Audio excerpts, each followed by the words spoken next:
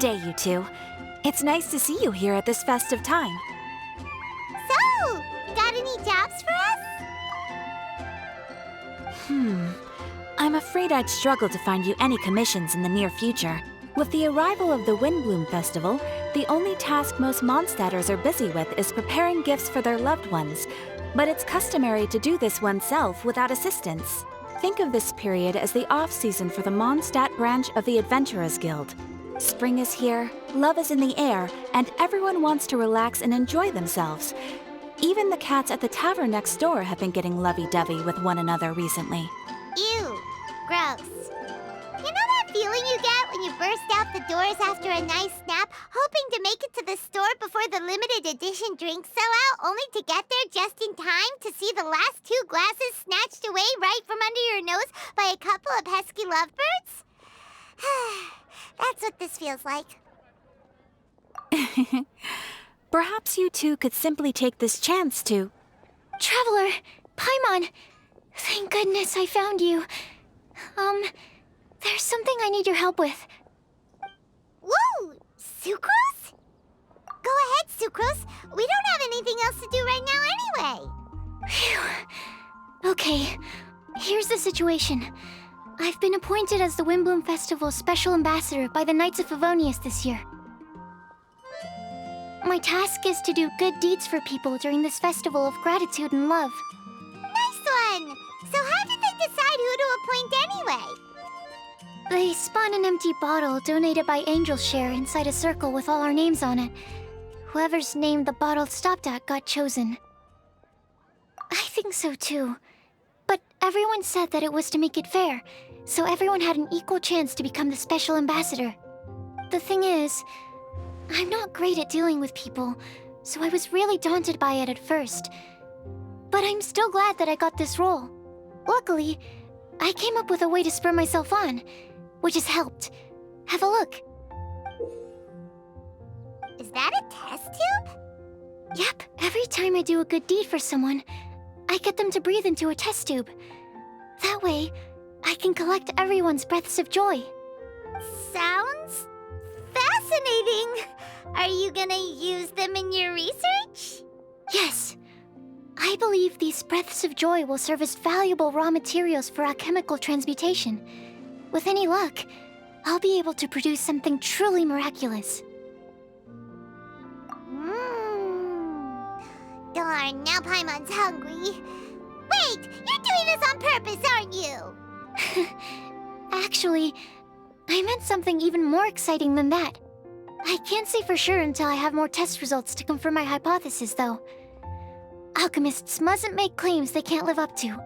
Anyway, I'm still missing one final breath of joy. Oh, is that all you need help with? That's easy. Just treat Paimon to a sweet madame. Then you'll get your last breath of joy. Hey, come on! Paimon's doing her best to help, okay? So, does it need to be more like official or ceremonious or something? No, joy isn't measured in those terms at all. Let me put it this way. Have you ever planted a fruit seed and cared for it while it grows? In the same way that those tender, sweet fruits are the product of your time and effort, the amount of joy derived from an experience is positively correlated to the degree of hardship overcome during it. For example, in my case, I would say that to experience a statistically significant amount of joy, I'd have to do something like spend 6 months developing a medicine formula to a point where it was finally consistently effective.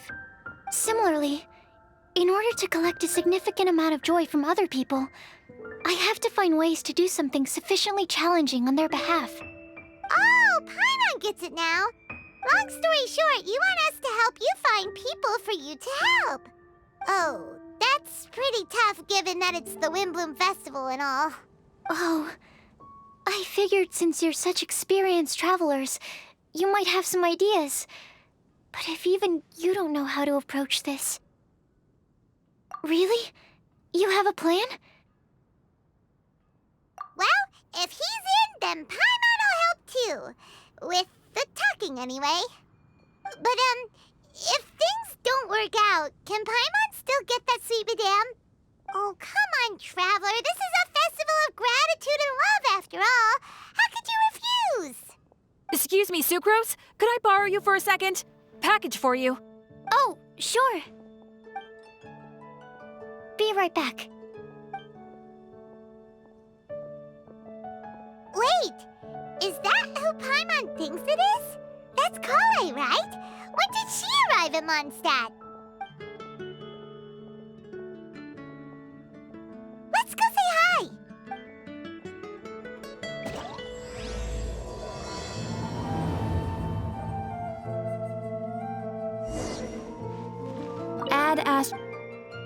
Thank you for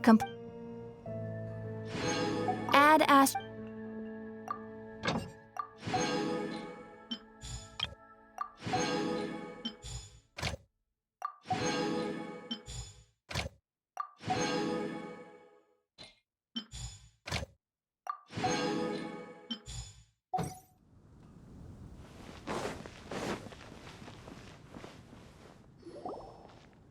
Kale! Hey! Oh, hey you guys. What are the chances? You were staring into space just now. Something the matter? No, don't worry. I'm fine. I was just looking at a Mondstadt children's book in the souvenir shop over there. While I was flipping through it, a piece of paper fell out. The writing on it was really mysterious. Almost like a prophecy. If you can do these things, you may light the lantern of utmost joy and receive a supreme blessing. And what does these things refer to? Find a flower that is not of this world. Find a guide who will never get lost. Find one who would never lie. Find a legend that never ends. So, 4 things in total. Here, have a look. I asked a lady who owns the store about it, but she said that she didn't know anything about any paper slips.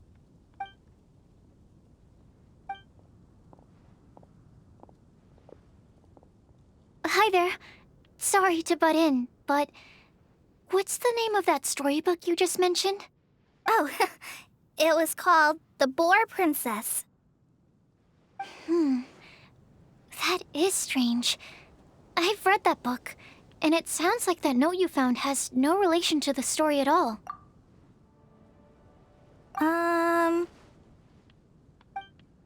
Do you know her? Let Paimon do the honors. Kale, this is Sucrose, an alchemist with the Knights of Favonius. And Sucrose, meet Kale. She's a trainee forest ranger from Sumeru's Avidia Forest. Hello. Hi.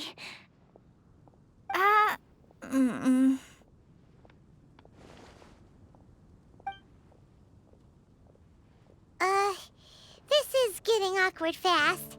They're both so shy. So, Sucrose, what are your thoughts on this prophecy? Could it be real?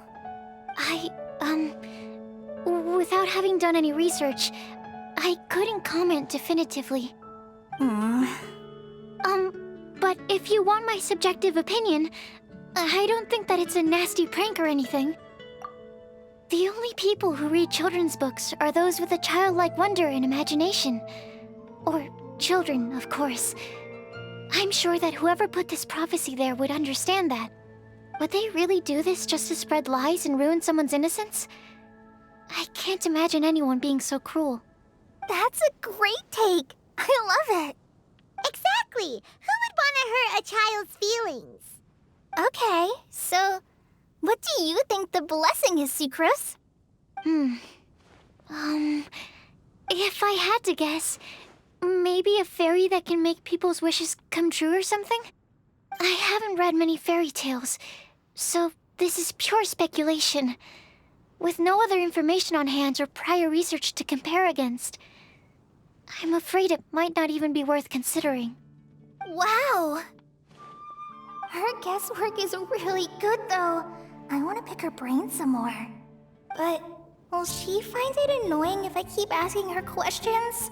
We've only just met after all. What's the best thing to say to someone you're meeting for the first time? Well, yes. I mean, if possible. Then, what would you wish for, Kale? I'd wish for a better personality. Uh-huh. Huh? You can't waste it on that! You've got a great personality already! That's very kind of you. But if you know me like I do... Kale! I know that voice! It's...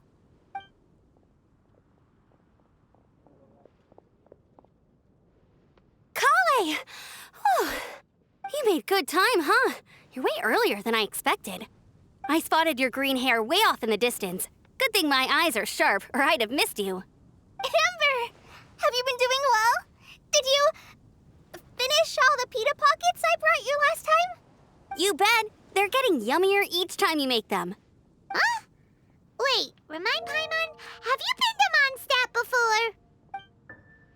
Mm-hmm. A long time ago, I had a lot of help from a lot of people here in Mondstadt. So ever since my Elazar got better, I've been looking out for an opportunity to come back to Mondstadt and tell them all the news that I've been cured. Thanks. If it's okay with everyone, why don't I take Kale for a walk around town? I'd like to show her some of the places she didn't get to see last time. Of course. Fine by me. Sure, go right ahead!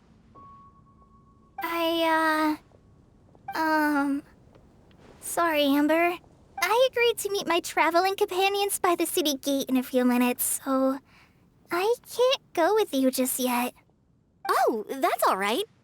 In that case, you guys go rest up, and I'll go see Master Jean to ask for some time off. Oh, okay. Traveler Sucrose, could you look after Kale for now? I'll come get her later and take her out. There's still a whole bunch of people I need to introduce her to. Sure, no problem.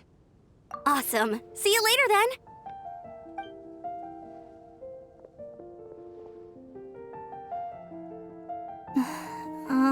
You all right there, Kale? You look kinda disappointed. I'm sorry. I'm just feeling a little shy today. Don't worry about me. Amber wants to introduce me to more of her friends. Am I gonna be able to cope? I've only met Sucrose so far, and I'm already struggling to make conversation. I wish I had a little more self-confidence. Then I'd find it much easier to make friends with people. It's nearly time! Let's go to the gate and see if they've arrived.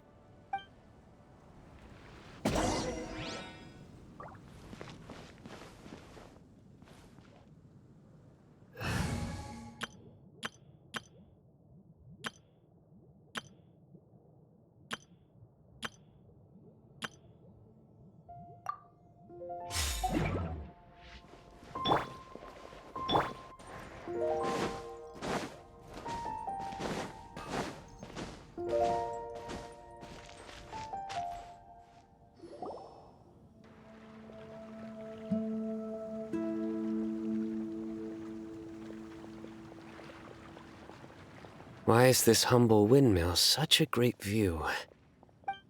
I mean, it's understandable. It must have been a long time since you last came to Mondstadt. Because it is the true Great Vayu Viastra?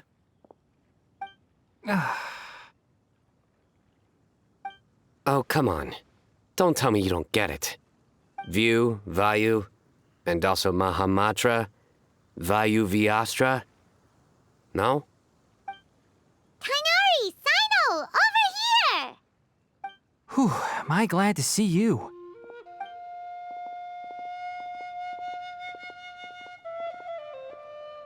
And who's this young lady? Master, this is Sucrose, an alchemist with the Knights of Favonius. We just met. Sucrose, this is my teacher Tainari. He's a highly respected forest watcher in Sumeru, and he's also a very famous botanist. Kale's exaggerating. I'm Tainari. Pleased to meet you. So you have a teacher as well. The pleasure is all mine, Tainari, sir. Yep, he's extremely knowledgeable too. And this is General Mahamatra Sino of the Sumero Academia. He's really famous in Sumero as well. Greetings. Though if I might say so, we're purely here for personal reasons. You needn't be unduly concerned with our official positions.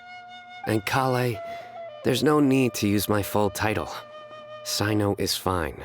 Or sir, if you absolutely must. Indeed. We're not here in an official capacity, just to keep Kale company on her vacation. Keep me company? But it was you two that insisted on coming. Kale is very important to us. We felt obliged to ensure her safety on the long, treacherous journey to Mondstadt. But I've been here on my own loads of times before. What about your work, though? What if something bad happens while the General Mahamatra's away? There should be no issues. I have left my duties in the hands of my subordinates, and 2 especially reliable helpers. Oh, Sucrose. What were you saying about you having a teacher as well? I was just going to mention that I think we're in a somewhat similar situation. I'm an assistant to Mr. Albedo, Mondstadt's genius alchemist. Oh, please, Sucrose. Genius is an unnecessary epithet. It will serve only to leave an exaggerated impression of me in the minds of our guests. Mr. Albedo, but it is an objective truth. Hey, Albedo's here too! Great! The more the merrier!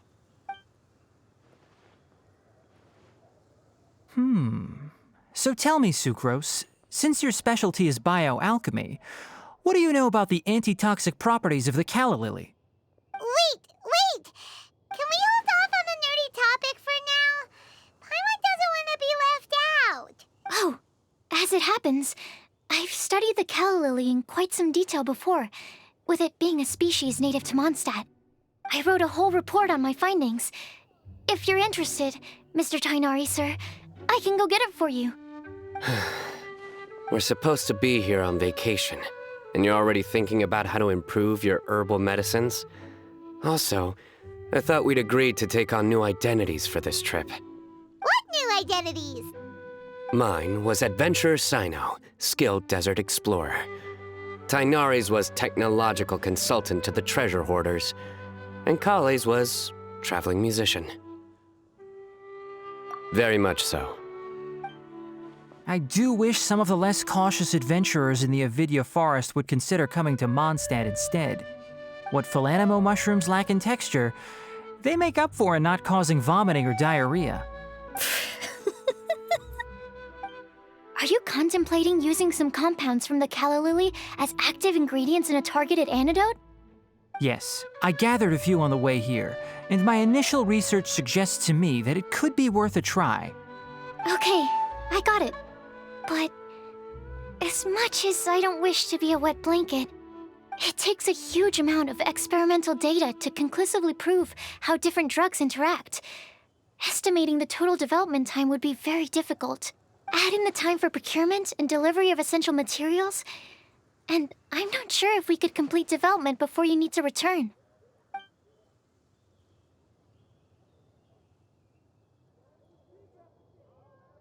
Then please, allow me to help. Mr. Albedo, Apologies for my tardy entrance in the present discussion.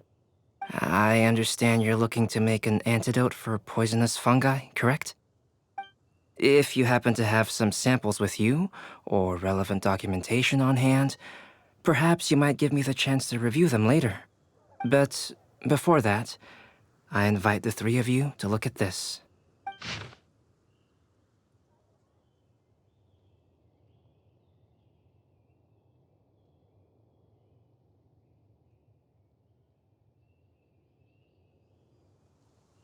Food and lodging arrangements? Were you quietly writing this up the whole time? Paimon didn't even notice! Hardly. Rather, I should apologize for interrupting a serious discussion between trained professionals, especially after they've traveled so far to be here, when I myself am neither an adventurer, nor a technological consultant, nor a musician. Nevertheless, I would encourage you to have a knowledgeable local arrange your detailed itinerary while you're in Mondstadt. Take a look, and should you find anything here to be objectionable, it can easily be adjusted. This is too kind of you. These arrangements are quite excellent. It looks great! Even Paimon feels like tagging along for the food and board. That's why it's called tagging along! Very comprehensive. The adventurer, technological consultant, and musician all approve. Thank you. Just one thing. We'd like the chance to cook as well. Why don't we change the group dinner to a camping and cooking trip? I'll help pitch the tents. I can help too. And Paimon will take him to Good Hunter to order some starters. Mondstadt's cold cut platter is not to be missed. Great, then it's decided. Sucrose and I will bring the three of you to your inn for a quick rest. You two, let's meet by the lake this evening.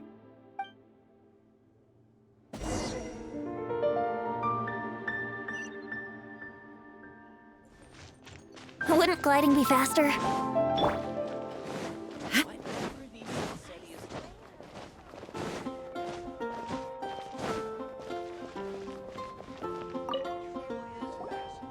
Sarah, can we have a cold cut platter to go? Sure, coming right up. Would you like anything else? Do we, want anything else? Yay! So you do remember after all! You're just the best! Paimon will give you the sweet flower from that sweet madame as a Windblume. No need to worry about that! Paimon can make room for good food. All right, just a moment. Oh, that was great. If that was a Windblume treat, then Paimon wishes it could be the Windblume Festival every day.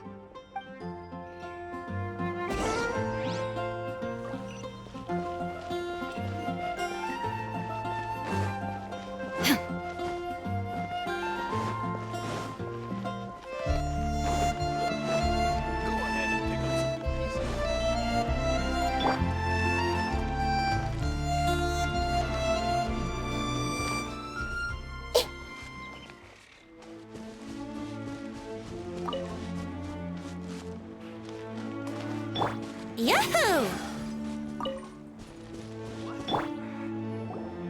All right, looks like we're all here. Not at all. We just came early to set everything up, since we happen to be free today. Kale put up the tent so quickly, but still managed to tie very sturdy knots. You can really tell that she's a professional. I didn't do much apart from passing materials around. Thanks. It's all thanks to Master and Sino. They taught me everything I know. What can I say? For a skilled adventurer, this is just another day on the job. Are you quite finished? Or were you going to sing each other's praises till the moon rises? Come on, let's all sit down.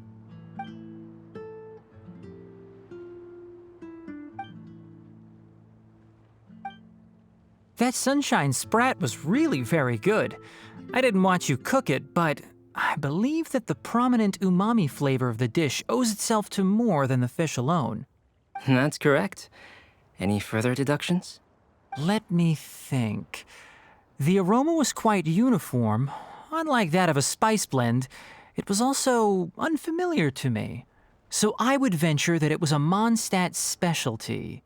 As far as edible Mondstadt plant species are concerned, calla lilies are usually used in soups. So if I had to guess, small lampgrass? That's right. I've long heard that Sumeru's fish with cream sauce is noted for its gentle texture, which brings out the tenderness of the fish.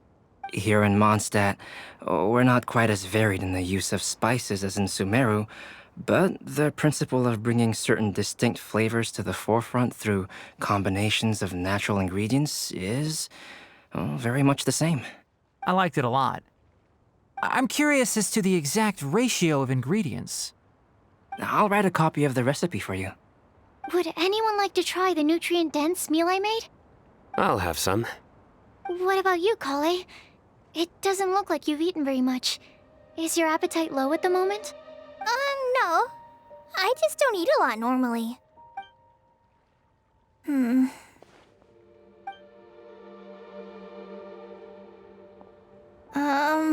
Sorry. I didn't mean to make things awkward. Tainari, while we were on the road, we spotted something white, walking on two legs. Was that Paimon? Which day was this? Just after passing through Stonegate. Sino, are you sure your eyes were working that day? Or maybe your hood was blocking your vision? Paimon always flies. There's no way she'd ever walk. Is that right? I thought that you'd made me snacked on too many local ground nuts.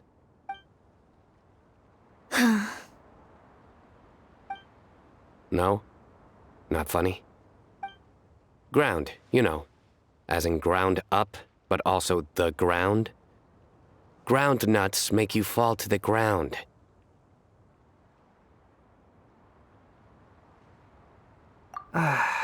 Think of this as part of the process of getting to know Sino. The bright side, these jokes show that he thinks of you as his friends. Still, we could test the hypothesis. What hypothesis? That plant species indigenous to Mondstadt may have an effect on the motor functions of flying lifeforms. Hey! Paimon's not your test subject! Anyway, by your logic, wouldn't that mean that eating, say, Zaitun peaches, that would make a sick Paimon peachy in no time or something? Hey! Not you two! I think the Traveler and Paimon's conversations are more entertaining than Sino's jokes.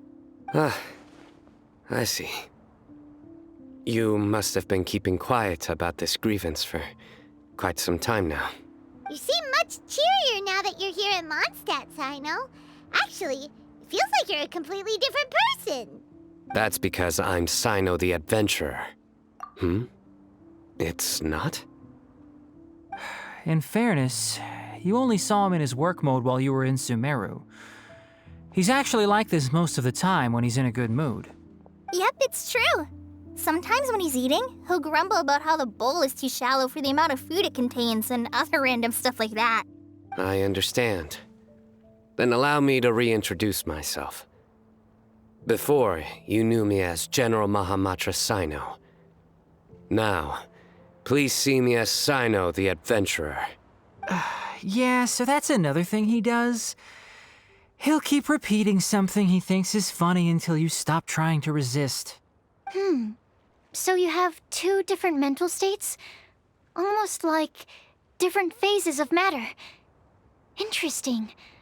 I want to learn to do that too. I think in your case, the two states we would end up with would be highly conscientious sucrose and stupefied sucrose. Oh, by the way, was there any reason in particular that you chose Mondstadt as your destination on this occasion? Oh, well, Lisa once told me that the Windblume Festival is one of Mondstadt's biggest events of the year. I wanted to take this opportunity to give everyone a Windblume as a token of my heartfelt gratitude for everything they've done to look after me. Plus, it was a good chance for Kale to get out and meet some new people. Kale Lily. What? Kale's Windblume. Maybe she should call it a Kale Lily. It sounds very Mondstadt. There's also cauliflower, which would technically make more sense, but somehow it doesn't sound as nice.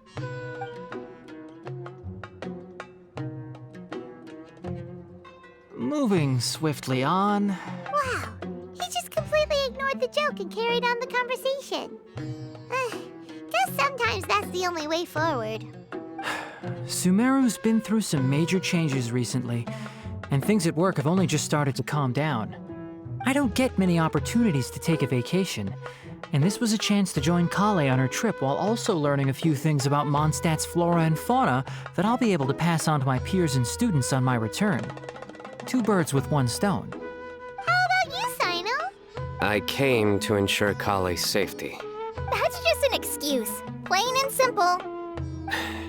Also, there's the matter of a Genius Invocation TCG custom-made card back. Aha! So you did have an ulterior motive. Have you all played Genius Invocation TCG before? And that is why I am proud to call you my friend. When I first began contemplating getting a new card back, I asked around before eventually deciding to ask the legendary Mr. Calx for guidance. A friend of mine, Sawada, whom I played cards with on occasion, had been to Inazuma for the Irodori Festival. He told me that Calx was a Mondstatter, so I should try my luck there. Calx? Isn't that... You mean, he's a friend of yours? I see. So, you came to Mondstadt in search of Calx. No, that is inaccurate. I came here principally to protect Kale. You most certainly did not. Kale's been here on the quiet numerous times, and this is the first time you felt the need to join. Not only me, same applies to you too, doesn't it? If my writer friend were here now, I'm sure he would describe this curious coincidence as having the makings of a good story. It's always a pleasure to meet a fan. Oh, here it comes. Wait, you mean you're Mr. Calx? Having my new friends address me by my pen name feels somewhat unusual. Please, just call me Albedo. Huh. So you're Calx. Sino's been talking about you non-stop recently. He's intent on getting you to design a bespoke card back for him. You didn't have to say all that. I don't usually take private commissions, but I believe that we are friends now, all of us.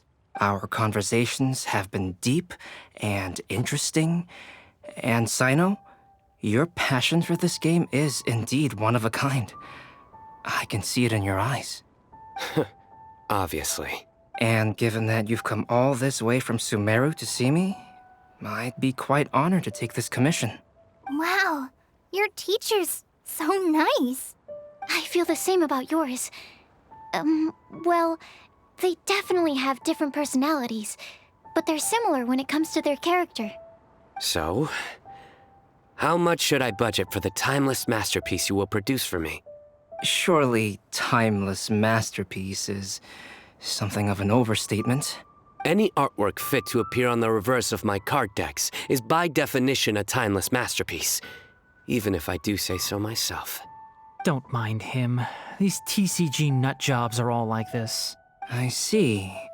So, this has an almost religious significance. Well, for starters, I'd like to hear a few more of your jokes. My jokes? You like them? I do. Really? I didn't see you laughing. Yeah, well, the joke's ability to induce laughter is a separate matter, but I certainly find them fun. If I might interrupt, does anyone else smell something strange? My nutritional meal! Will it be okay? Should we go over and take a look too?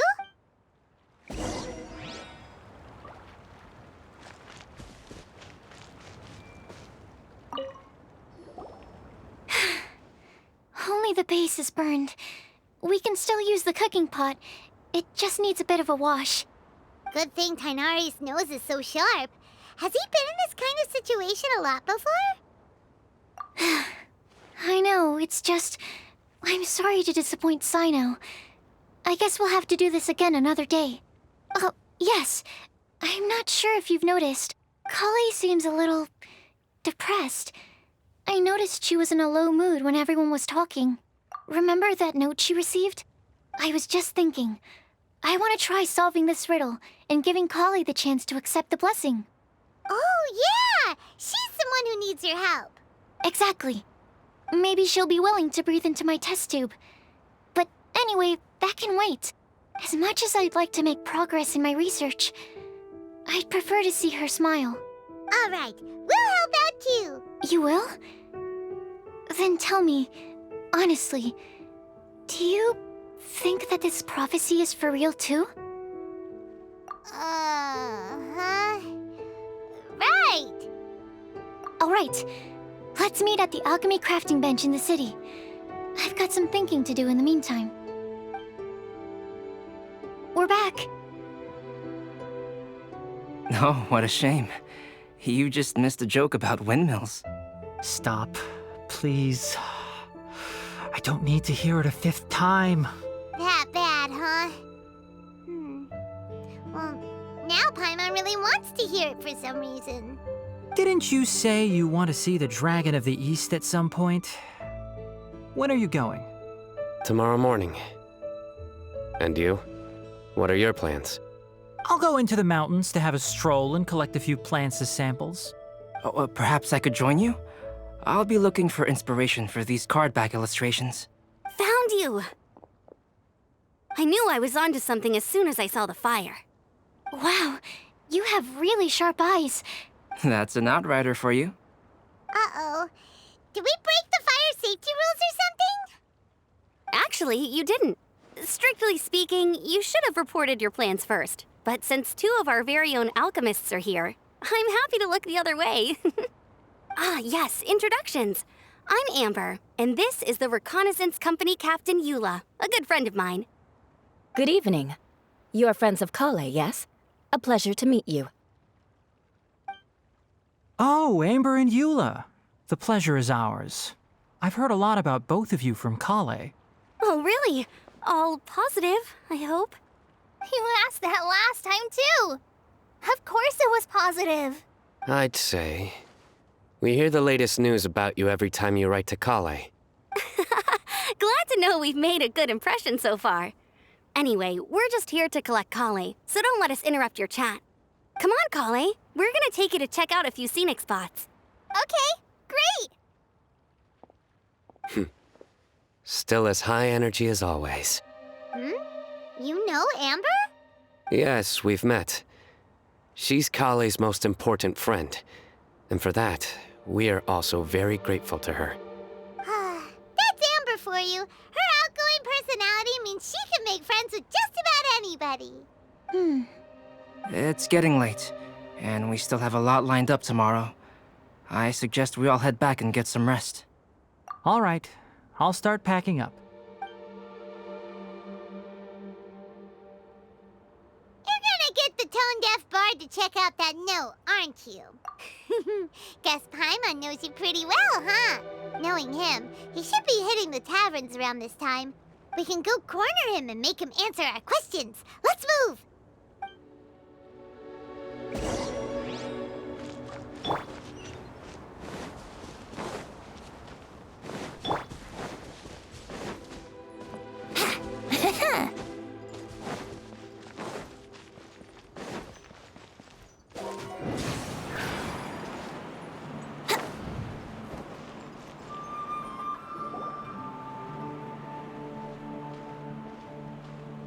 Oh, it's been a while. Paimon called it, tone-deaf bard drinking as usual. Put your drink down and get your game face on. We've got some important questions for you, mister. Okay. So, what do you make of it?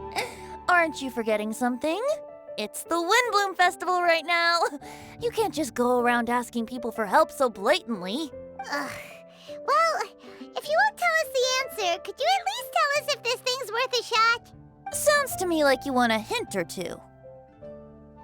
A fine answer. The person who wrote this prophecy is very powerful. If you manage to solve the riddle, good things are sure to happen. Also, I happen to know where this lantern is. Once you've found the 4 things, I'll even write the location down for you. Isn't that generous of me? Whatever. We weren't expecting much from you anyway. You can get back to guzzling wine and blowing wind now. Oh, woe is me. Paimon sees me as nothing more than a drunken wastrel. There are actually a great many things that we bards are required to do. It just happens that enjoying life is the most important one. Once this is over, would you like to join me for a drink? You know, a favor for a favor.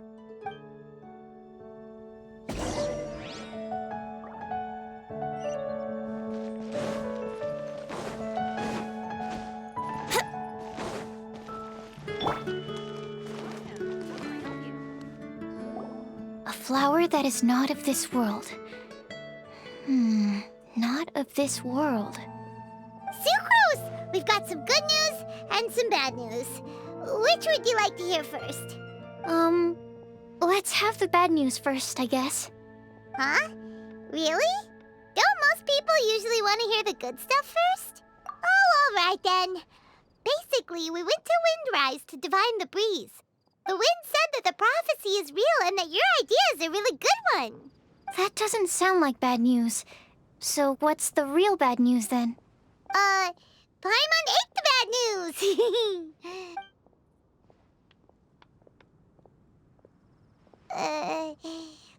Blame Sino. If it's not funny, then it's his fault. It's fine. Well, that puts my mind at rest. Now, back to the other issue I've been mulling over. I was thinking about the flower that is not of this world. It could mean a human-cultivated variety that doesn't occur in nature. But that's basically claiming that it doesn't come from this world in the first place, when actually it's just a variant of an existing breed. So, the initial question is, can the flower's origins be traced back to a natural organism? If so, it cannot be correctly described as not of this world. But then, supposing we identified something outside of that category, whose job would it be to decide whether it belongs in this world or not? Then the question becomes, do of this world and from this world mean the same thing? Or is it deeper than that? Whoa, slow down! Paimon's head is already starting to spin. Okay, I did have one other line of thought as well. What about a flower created using alchemy? Would that be not of this world?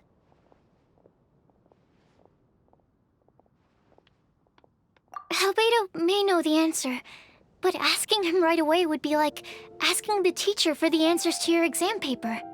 It would render our search for the truth meaningless. I'd rather try and figure this out for myself. Could it be the Windblume? Oh, now that you mention it, that's definitely a possibility. The Windblume doesn't refer to a specific flower. Everyone defines what it means for themselves. In which case, the Windblume doesn't exist in reality. This does seem like a promising direction. I've made a note. Okay, I better go read up on this. Yay! Paimon was actually useful this time! Guess we have that sweet madame to thank, huh? I'll need some time to prepare. Could we meet up here in, say, 2 days' time? Sure thing! In the meantime, we'll also think about the other 3 riddles in the prophecy. But, since we're really going for this now, shouldn't we say something to Kale about it? I originally wanted to leave it as a surprise for her, and I also didn't want to get her hopes up over nothing. But you're right, Paimon. I'll need to be careful how I word it. But I'll try to find some time over the next couple days to mention it to her. All right. Thanks so much.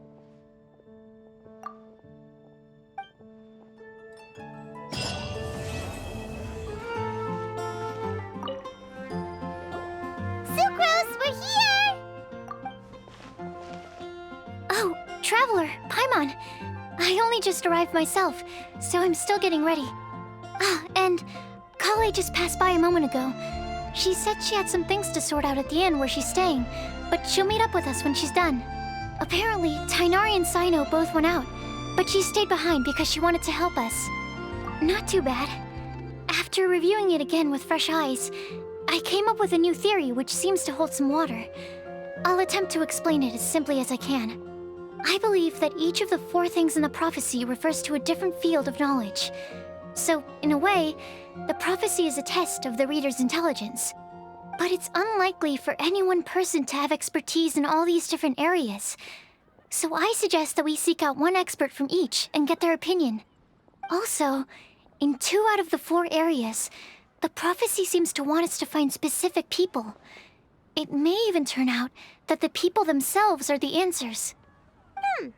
So it sounds like we should put our heads together and list out the people who can help us. Exactly. I think we can go through each riddle in turn and generate 4 groups of names to match the 4 questions.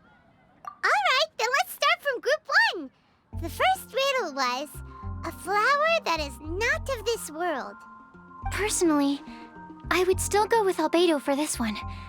Alchemy is the most likely to have to do with otherworldly things, and he is by far the leading expert in this regard. Exactly! You're the creator of the tetratanic sweet flower. Who knows? Maybe that's the flower we're looking for. Huh? You really think so? Oh, but what about Tainari? He's a forest watcher and knows all about plants. If it's a flower we're looking for, maybe he's the man for the job. All right, I'll add him to the list as well. On to Group 2. This subject is a guide who will never get lost. That's kind of abstract. Does it just mean someone who never loses their way? Wait, but they have to be able to guide others too, so it's not quite as simple as that. Oh, you mean Mona? Yeah, she definitely count. Mona. Yes, she certainly seems very confident, and she can use her astrology to guide people. Would Bennett count?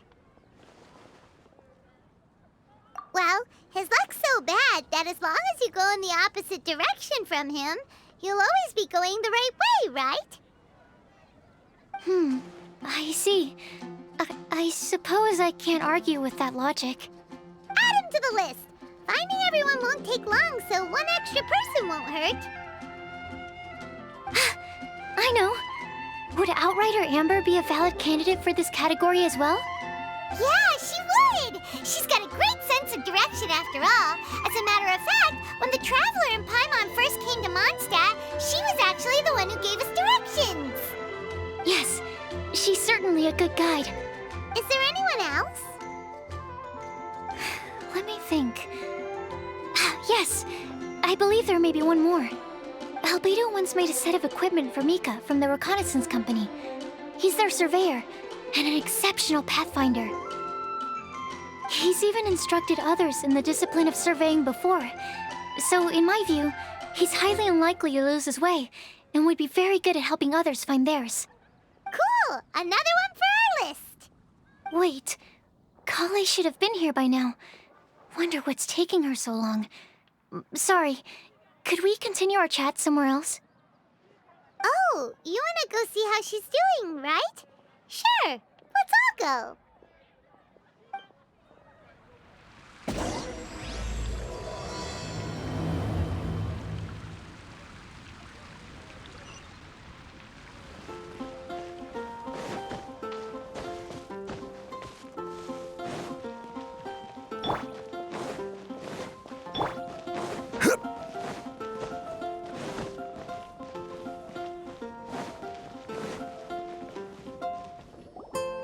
Hi, Kale.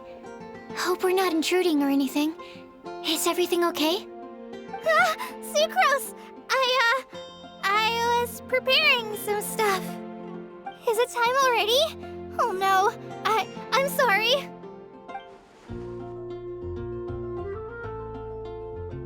Don't worry. The Traveler and I only just met up. We were just worried that you might get lost along the way, so we thought that we'd come get you. Thank you. I'm ready to join you now. How's that thing going? So let's pick up where we left off. Next up is the third line. One who would never lie. Anyone spring to mind? You really think so? Seems like it would be pretty difficult for someone in his position to avoid having to lie.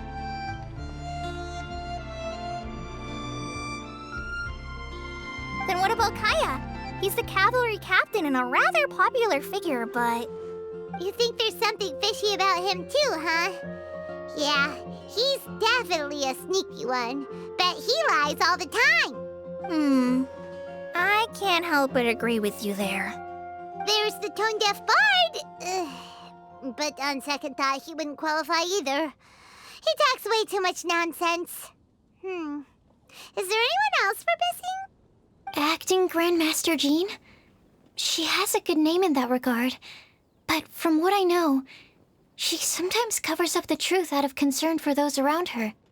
For example, when Lisa loses track of time in the library and misses her patrol shift, Jean will come up with some excuse, like Lisa's ill today. Also, she sometimes makes up stories to get Klee to behave, like the one about the big monster that comes to catch naughty kids who don't go to bed on time. Do you think that rules her out?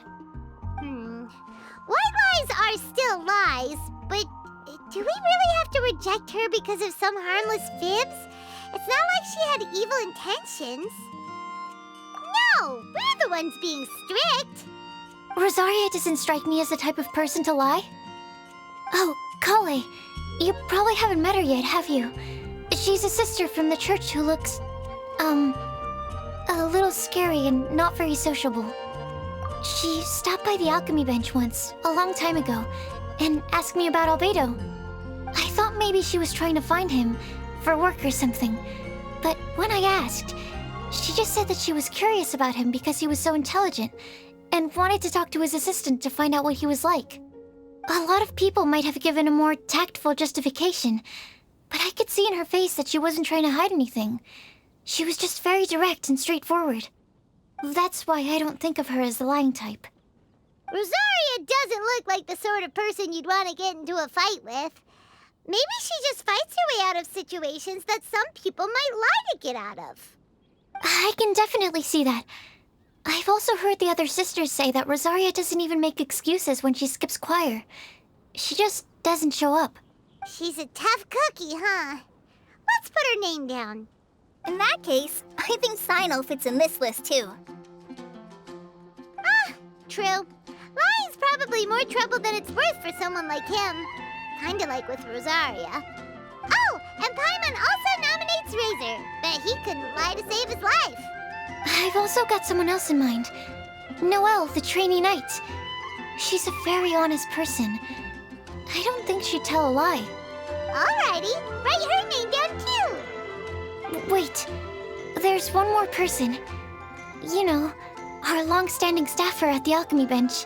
Huh? You mean Timaeus? Yes, him. Truth be told, he's been love-struck recently. He swore that he wouldn't say a dishonest word or slack off until he succeeds in getting the woman he loves. Timaeus has a crush? Yes, that's right. Well, who is it? Do you know her? I've never met her. All I know is that she's from Liyue. Timaeus says that she's fun, has a great personality, and is very, very good-looking. Since we're on the topic, helping Timaeus win the lady of his dreams was also one of my goals for this Windblume Festival. But how can we help with that? I don't know. Make sure he uses nice paper and a fancy envelope when he sends letters to her. Help him pick a nice gift and wrap it properly. That sort of thing. Yeah. I had the same situation once in the Avidia Forest. I helped another forest ranger out by delivering a love letter to the coworker she likes. Yep, that sort of thing exactly. Oh, also, I helped him with some of the groundwork for one of his research projects. He must have appreciated it, because he gave me a refrigeration device that he's been developing as a thank you gift. Is it any good? I mean, it looks nice. Sounds like a no. Alright, guess we'll put Loverboy down on the list then. Okay, so last of all, we have a legend that never ends. Anyone come to mind for this particular line? Lisa, perhaps? A librarian understands books best, and aren't most legends written down somewhere? When I think about legends, fairy tales and picture books come to mind. Maybe Kale. She read a lot of fairy tales when Tainari was teaching her to read. Oh, do I count? Of course you do. I'll put you on the list. I prefer to read things like an illustrated analysis of alchemical substances and their uses, the fascinating principles of crafting, and hypotheses of life. Point taken. Paimon didn't quite understand any of those. Klee might be a good choice. Her mother, Alice, is a renowned traveling author, so I'll bet she's been exposed to all sorts of myths and legends. Alright then, Klee makes the shortlist. Well, that should just about do it. Next up, we should go and ask the people on the list about the prophecy. Do we have to ask absolutely everyone on the list? It seems like a lot of people. It is. So, I was thinking that perhaps we should split up. That might make our search more effective. Okie dokie.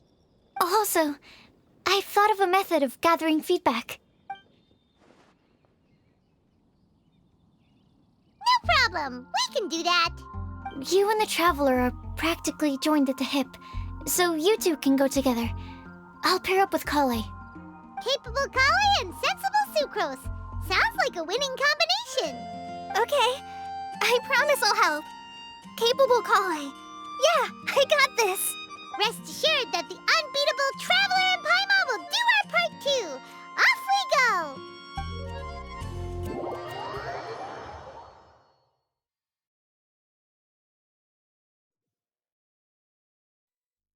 I plan on starting from the person with the most defined stronghold. So let's go to the library. Lisa should be there. Stronghold. That's an, interesting word to use. Maybe den? No, that's even worse. How about layer?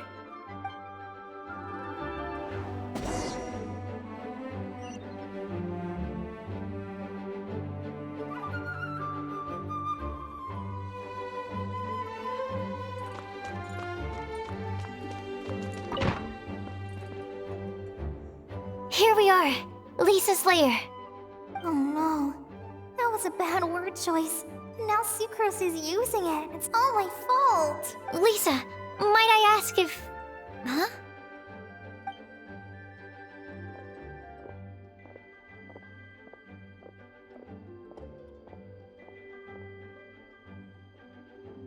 Sucrose. Kale. What are you doing here? I can only sucrose that they were Kale-ing on someone. At least that's as far as I know. Oh, please, just stop it with these puns. I beg you. Are you trying to win worldwide fame for unfunny jokes? Is Lisa not here at the moment? Surprising, isn't it? She went out. I'm afraid it's just us here looking for information. Except me. I'm not here for information. Like you, I came here for an abortive search for the librarian, who is also my academia senior. Oh, so you studied in the same darshan as Lisa? That's right. Her mentor in Sumeru was also my benefactor. We were both Spontamod students. Wow, that's cool. But wait, we're getting sidetracked. We came here to look for some information. Kale and I are investigating a prophecy, and we were hoping you all might be able to help. Oh? What sort of prophecy?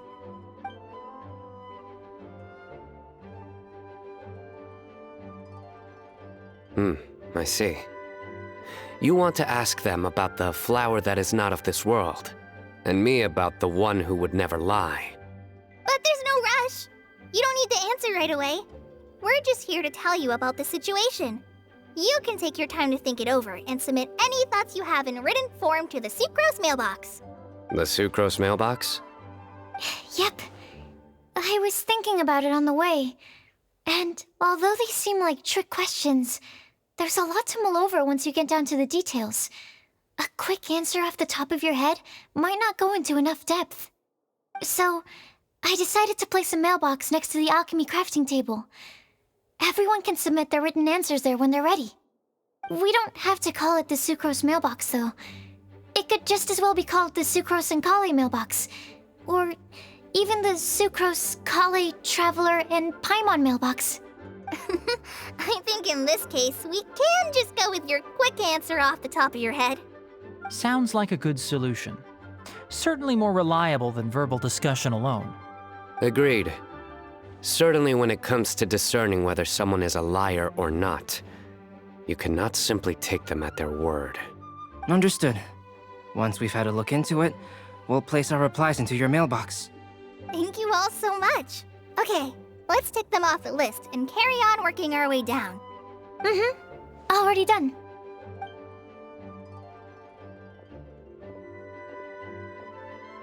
I'm pleasantly surprised to see those two introverts getting along so well. Do you get the feeling that Kale's return to Mondstadt has emboldened her more contrarian side? Yes, I'd noticed that too. Traveling and meeting old friends are both good for the body and soul.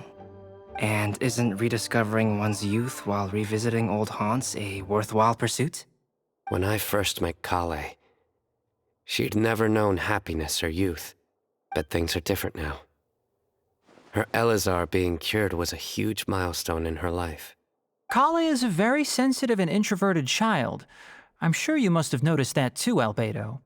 From the time she's been in my care, I've observed that she's actually a very lively character by nature. But she had a very rough start in life, and it changed her. So, might I assume that your respective claims of looking for plants and artists in Mondstadt were just pretexts? I wouldn't say that. Both Kale and Genius Invocation TCG are very important to me. Would it really kill you to just say yes in this situation? Fine. Yes, we came out of concern for Kale. She's been back to Mondstadt of her own accord several times, but it has led to no significant improvement in her mood. Well, it won't hurt to give her some more time. I believe that Sucrose might be able to help her. Sounds like an extension of your own self-confidence as your teacher. You could say that. In a similar vein, I've heard that Sumeru scholars often build their social relationships based on their academic ones. Is that true? I suppose it might look like that from your perspective. Sumeru society is something of a special case. The reason it is known as the City of Learning is because all of its resources are in some way linked to academia. As such, academic resources equate to social capital. It is not unheard of, for example, for people to build a family in order to pursue further studies. But the relationship between the three of us is not an academic one turned social. We've never even worked on a paper together for starters. Oh, so the academic paper is the nexus of the academic family. Interesting. I would think of us more as siblings. An equal and pure relationship, unaffected by academic considerations. As much as I'd prefer not to admit it, that statement is not inaccurate. I can understand that position. I have a younger sister myself, and it's only natural for me to be protective of her. What you described fits the idea of a city of learning, as I imagine it. The family is where all social relationships intersect. As such, a family founded on common goals may actually be more stable. By the way, who's the eldest between you? Let's not go down this rabbit hole, please. In terms of age, I'm the eldest, of course. He just doesn't want to admit it. But your mental age is younger than that. I dare say even by enough to be the youngest sibling. Perhaps I could bring Kale into this happy family to be your elder sister. No. You will never see me admit to being the youngest sibling. Except perhaps as a last-ditch effort to turn the tables in a game of cards.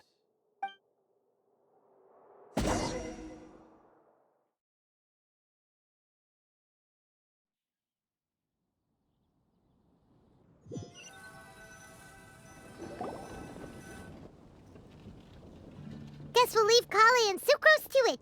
Fingers crossed all goes well for them. Now then, where should we go first? Let's try our luck at the bulletin board, shall we? A lot of people tend to show up there at some point in the day. Maybe we'll get lucky.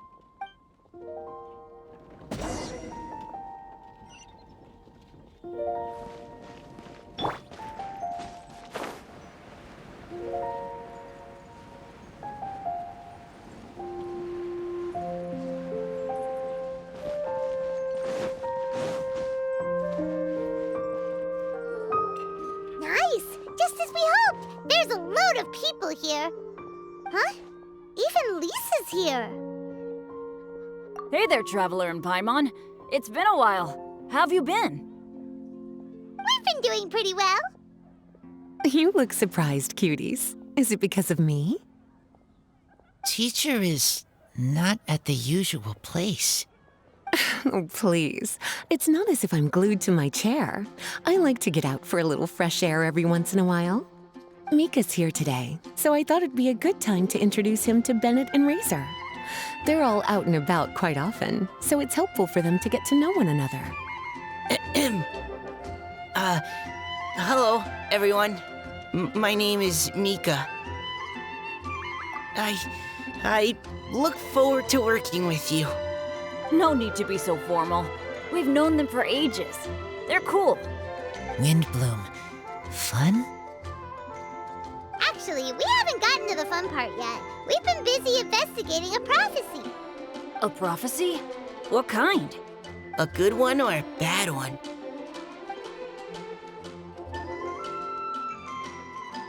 Gosh, that all sounds quite fascinating. I can't believe I made it onto your list of names. You really think I'll be able to help? Believe in yourself. Right. Believe in yourself. You're a first-rate adventurer, Bennett. Okay, then in that case, I'll step up and present my thoughts on the matter. Except I forgot I'm not really good at organizing my thoughts. Oops. Oh, there's no need to tell us all of your thoughts right here and now. Sucrose said she'll put a mailbox next to the crafting bench, so you can just write down your thoughts when they come to you, and drop them there. A meticulous and efficient plan. Yep, that sounds like Sucrose. I will think also. Give me some time. You still have other people on your list that you need to go see, right? We should leave you to it. Don't worry about us. We'll drop off our letters at the mailbox as soon as we're done. Okay, bye for now. Let's head over to Star Snatch Cliff next. Maybe we'll be able to find some people there. And even if we don't find any familiar faces, you can see really far from up at the top. Maybe we can find people that way. Aw, you're working so hard. Do be sure to get some rest when you can. If you get tired, you know you're always welcome to visit me for a break and a cup of tea.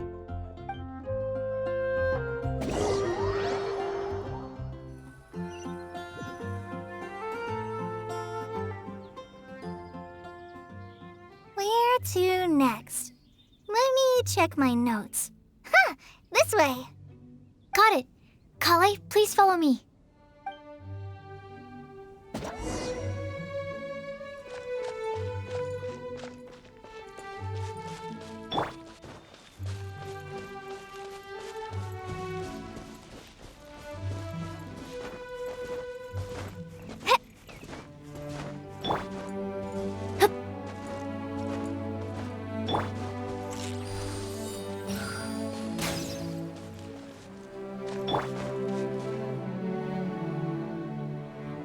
Oh, it's our lucky day.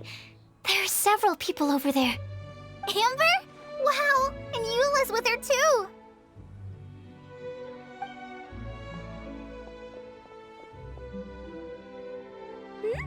Oh, it's Sucrose!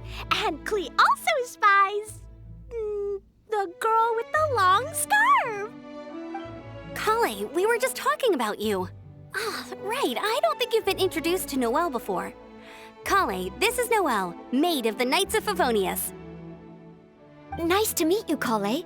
I missed you the last few times you were in Mondstadt, so I'm glad to finally meet you in person. Oh, nice to meet you too, Noelle. My name is Kale. But you already knew that. Relax, you two. There's no need to be so courteous. We're not on some kind of diplomatic mission here. Klee, what are you doing here? Are you planning to blast some fish? Nope. Klee's on patrol with the other knights. Huh. Now that you mention it, it looks like everyone here is a Knight of Favonius except for Kale and me. I'd heard that there was a very young knight in the ranks, but it's still a surprise to see with my own eyes. Kale, what do you do? I'm a trainee forest ranger in the Avidia Forest. Trainee? It means I'm not officially a fully qualified forest watcher yet.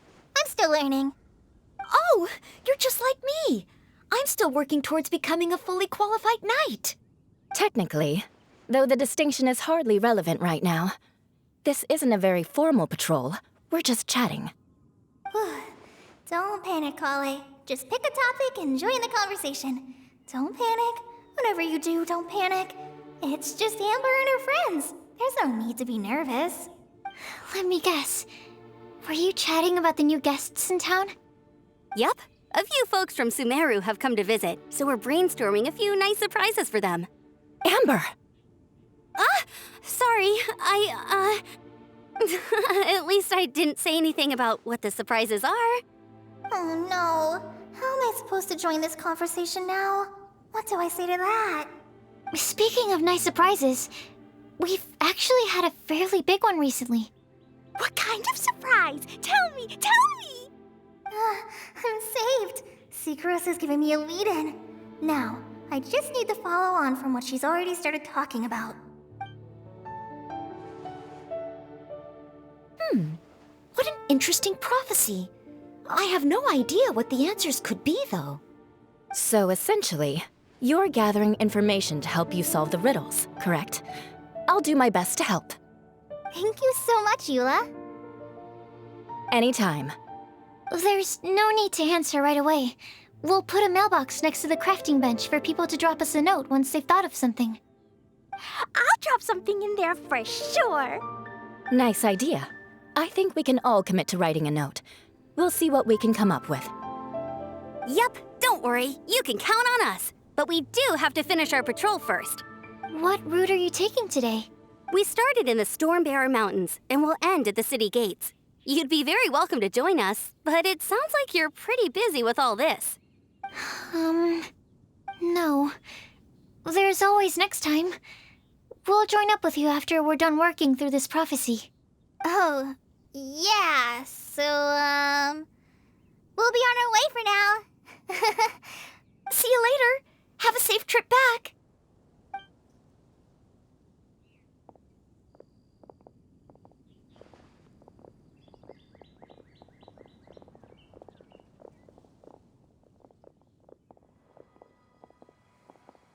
Are you okay, Kale?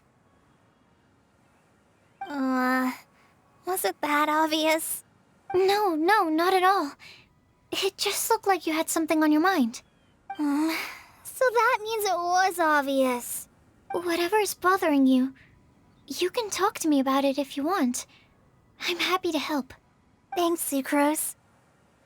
Well, the truth is, I don't really know how to act around Amber and the others. Really? I thought you two were good friends. We are. Amber's a really important friend to me. I don't know. I guess if I'm being completely honest, the problem's probably with me. The first time I came to Mondstadt, I was really immature. I didn't want to let people in, and I was generally pretty awful to everyone. Amber was the one person who didn't give up on me, and if it wasn't for her persistence, I wouldn't have found a friend at all. Without Amber, I might not even be here today. And because of that, I really look up to her. I think of her as my role model, and hoped that maybe one day I could learn to be like her. But after trying and failing for several years, I think I finally realized I'm no Amber, and I never will be. Looking back, it seems silly that I ever thought like that. We're nothing alike at all. My personality's so weird. I always get so anxious and I overthink everything. Aw, Kale, don't say that. Sucrose? Would it be okay if I told you a bit about my past?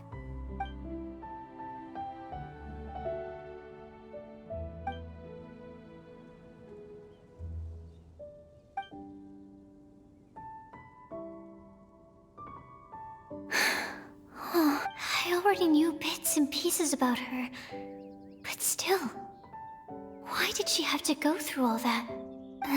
I'm sorry.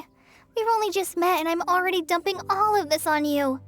This is why I get so frustrated at myself. I'm always doing this.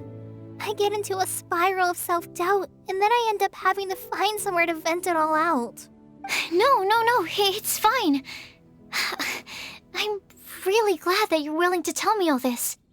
People don't open up about their deepest feelings unless they really trust the other person.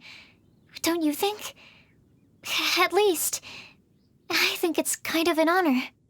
And, I mean, you've probably noticed by now, but I don't have the best social skills either. I always just end up talking about the things I'm interested in, and going on and on. But even so, you still listen to me when I talk my head off about alchemy. It's a relief to listen to you talking about yourself for once. If you hadn't told me all of those things, I never would have guessed that you struggle so much.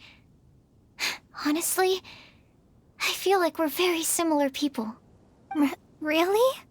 Yeah. Everyone has their own problems to deal with. I certainly do. All the feelings that you talked about just now, I totally get it. It takes so much more effort for us introverts to fit into a crowd.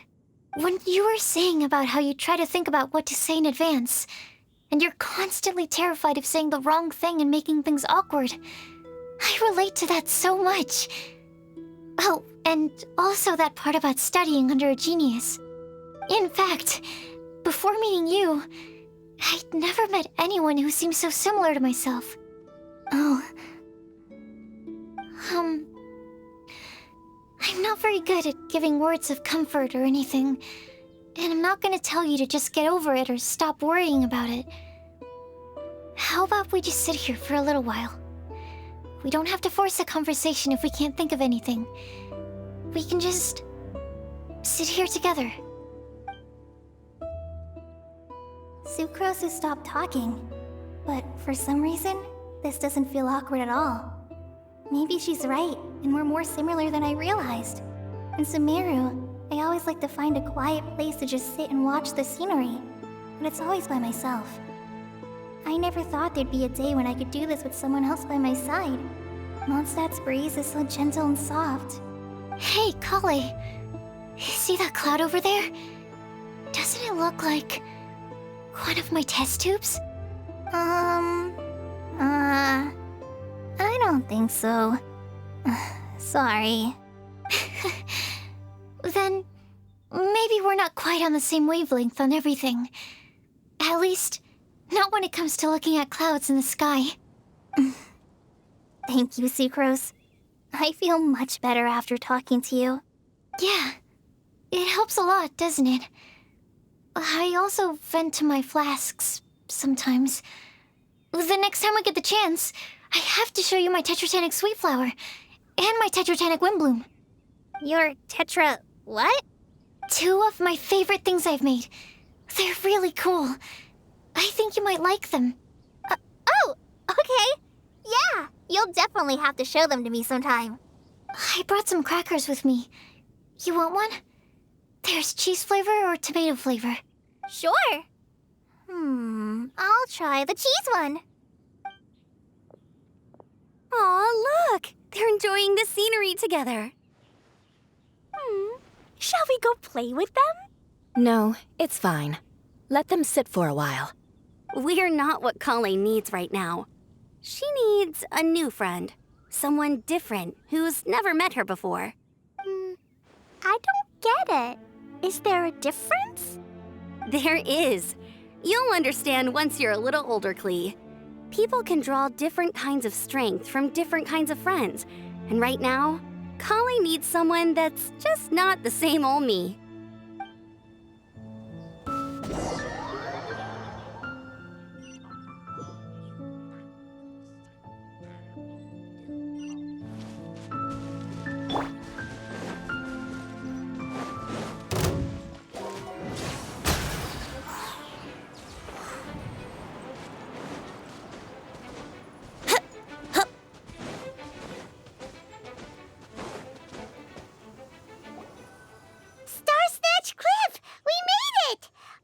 hopes we find someone we need here. Help! I beg you, please don't let go! Who's that yelling? Let's hurry and take a look.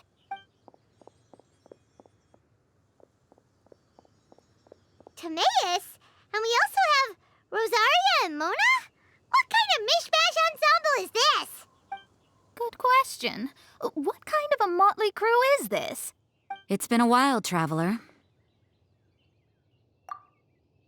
You two are looking pretty good. I trust you've been well. Yep, we're definitely faring a lot better than this poor guy on the ground. Hey, please don't rub salt in my wound. I really have been trying my best. Oh, you're one to talk. If this sister hadn't grabbed you in time, then you'd have been seriously hurt, if not dead. I know. I really am grateful, miss. I can't thank you enough. Don't mention it. Just lending a hand. Quite literally. And had she not lent him a hand and pulled him up, he would have gone tumbling down the cliffside. What happened? Did Timaeus almost fall off the cliff? So what actually happened was I came to Star Snatch Cliff today to pick some flowers and ran into Mona on the way. She took a look at her scry glass and advised me to turn back because it would be dangerous. But you still came up here anyway? Well, yes, I did, because there's something I just had to do. Oh, I hardly think giving flowers to your crush is worth throwing one's life away for. It's rare to run into someone with a death wish in this area. I don't have a death wish. I just didn't think it would really come true. I mean, when Mona said it would be dangerous, I thought I'd be fine as long as I watched my step cautiously. I'm sorry, okay? I was wrong. I'm telling you, I'm just here chasing the love of my life. Love-struck Mondstadters is what the Windblume Festival's all about. Okay, that explains you. But why is Rosaria here? I was looking for a quiet place to escape the crowds. I wasn't planning on having to save a life along the way. So that's why the scry glass just showed danger instead of fatal danger. Very funny. Anyway, Traveler and Paimon, what brings the two of you to Star Snatch Cliff? Just trying our luck. We've got a lot of people we need to see today, so we've been all over the place. Actually, you're some of the people we were looking for. Huh? I see. So all we'll need to do is find some clues, make a note, and drop it off at the mailbox? I can't believe there's a prophecy like this, let alone that I have a part to play in it. Oh, I guess this means everyone will find out about my crush now. I came here because I wanted to give some Cecilias to the girl I love. They'll really suit her. She's... No one asked. Please, do not subject us to your gushing about your girlfriend. You saw right through me. You said you need clues, right? Well, in that case, Mona Magistus the astrologist will provide you with a personally handwritten letter. Just wait for it to show up in your mailbox. You can be on your way now. We won't keep you any longer. All right, then let's head back for now and meet up with everyone else. Will do. This is all so embarrassing. Thank you both.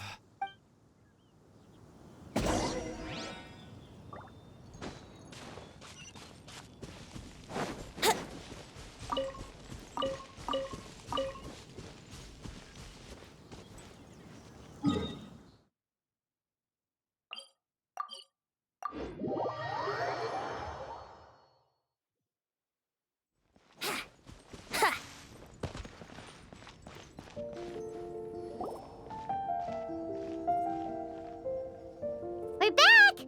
Oh, but it looks like you two beat us. Welcome back. Did everything go well? Yep, we managed to find and talk to everybody. We got back a little early, so we took some time just now to put the mailbox together.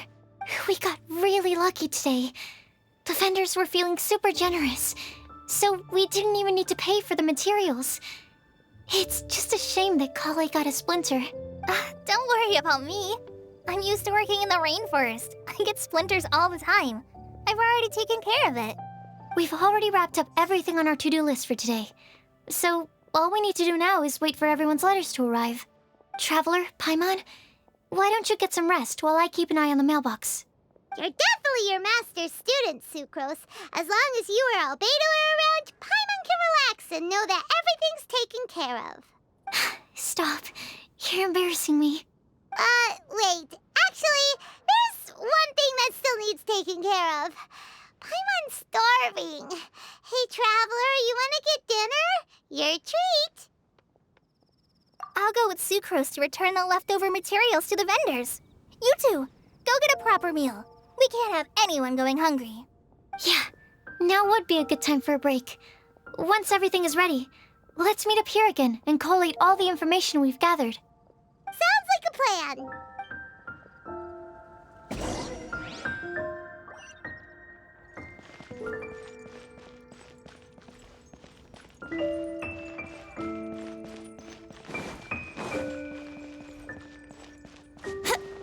The neighboring nation of Windblume has the most prosperous commercial park flower festival of this world.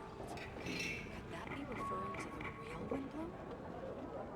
Paimon will have this one, and this one, ooh, and this one.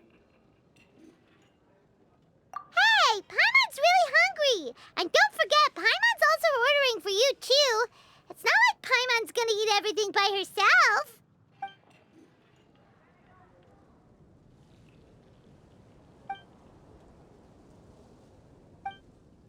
Ooh, Paimon is super full.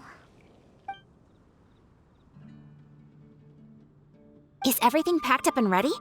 What do you think about meeting up at 5 to go to my house? Yes, everything's ready. I've packed some great wine and smoked ham. Oh, your parents will love it. Ham? Look, we've known each other for quite some time now. Don't you think it's been long enough for you to remember that we only eat bacon in my house?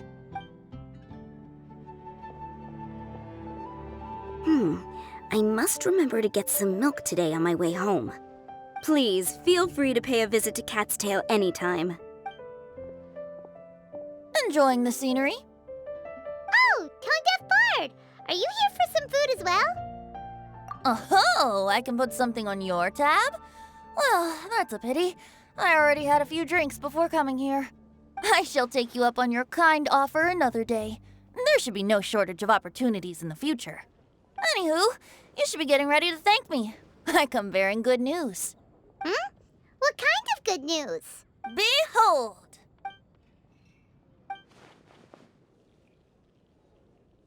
What is it? It's what you need the most right now. The answer to the prophetic puzzle. Simply head to the location marked on the map and you'll find the lantern you've been looking for. However, if I were you, I wouldn't just go and reveal the secret right away. As you've seen, a lot of people have been laboring hard to uncover the answer. A secret is like a well-aged brew. The aroma from the bottle is sweetest when revealed in the company of friends. Then it's settled. I'll leave you to your business for now. Feel free to find me for a chat again once you're done working through the prophecy. Also, if you have some time, we could organize another fast-track love poem class. Oh, you're starting that up again? I sure am. Nobody else has signed up this year, though, so the duty to learn falls on you. Anyway, see you later. Venti always looks so relaxed whenever we run into him. Paimon can't help but be jealous. Excuse me, if you don't mind, could I chat with you for a moment? Oh? Who are you? You may call me Scarlet. Just like you, I'm a traveler visiting Mondstadt from another land. Mind if I buy you a drink? Leaving the door open for another time, I see. I can tell that you've dealt with a lot of people during your travels. You can tell? Well, we are very experienced adventurers after all. I can. That's why I tried to strike up a conversation with you in the first place. I was on my way to go shopping earlier when I overheard your conversation next to the crafting bench. From what I could gather, you are trying to investigate a bizarre prophecy? Yep, bizarre is definitely the word. Don't you think it sounds just like the kind of story that would happen in Mondstadt? Anyway, that's why I wanted to ask you a favor. If and when you manage to unravel the answer to the prophecy, could you let me know what it is? Not so much the prophecy itself, but Mondstadt as a nation. That's what I'm interested in.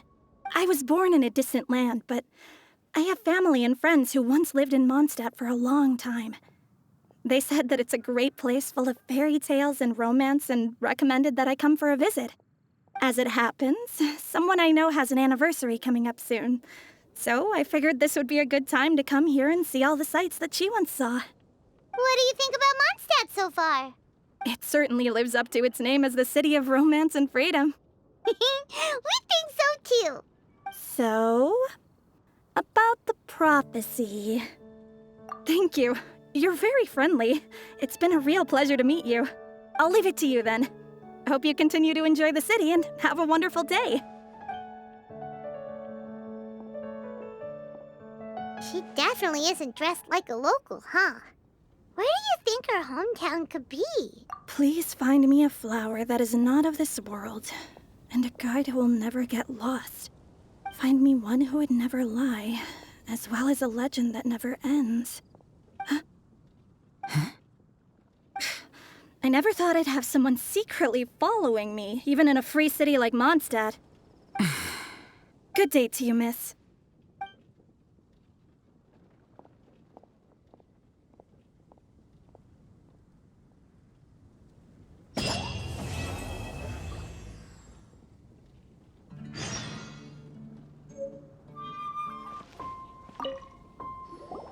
Hey, we're here! Traveler, Paimon, great timing. We got a lot of letters in the mailbox, and I just finished sorting them into 4 groups. Nice work! Well, the real work hasn't even started yet. Which batch of letters should we read through first?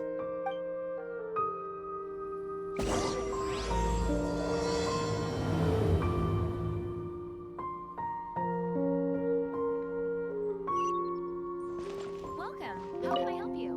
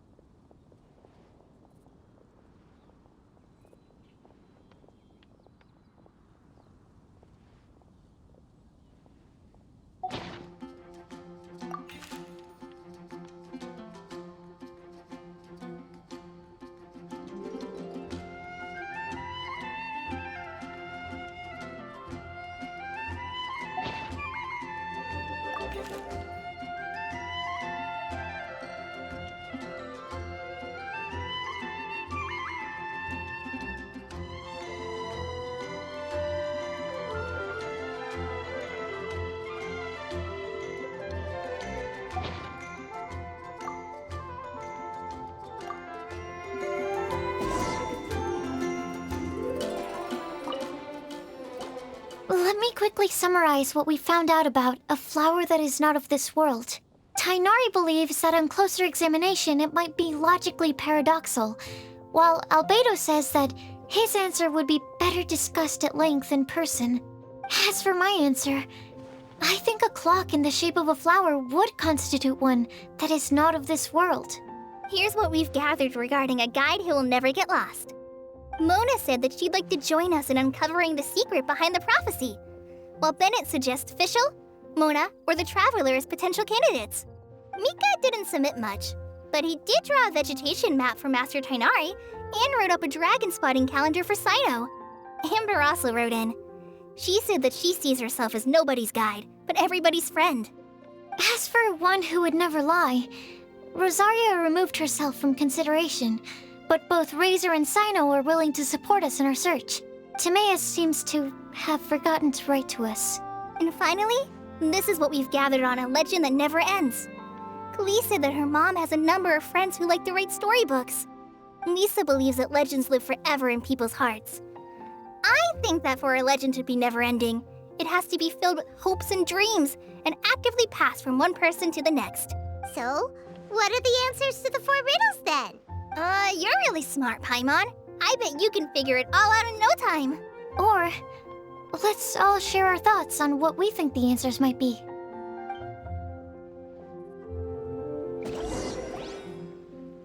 Wait! Wait for me! Oh, Timaeus! What brings you here? I'm sorry, I really am.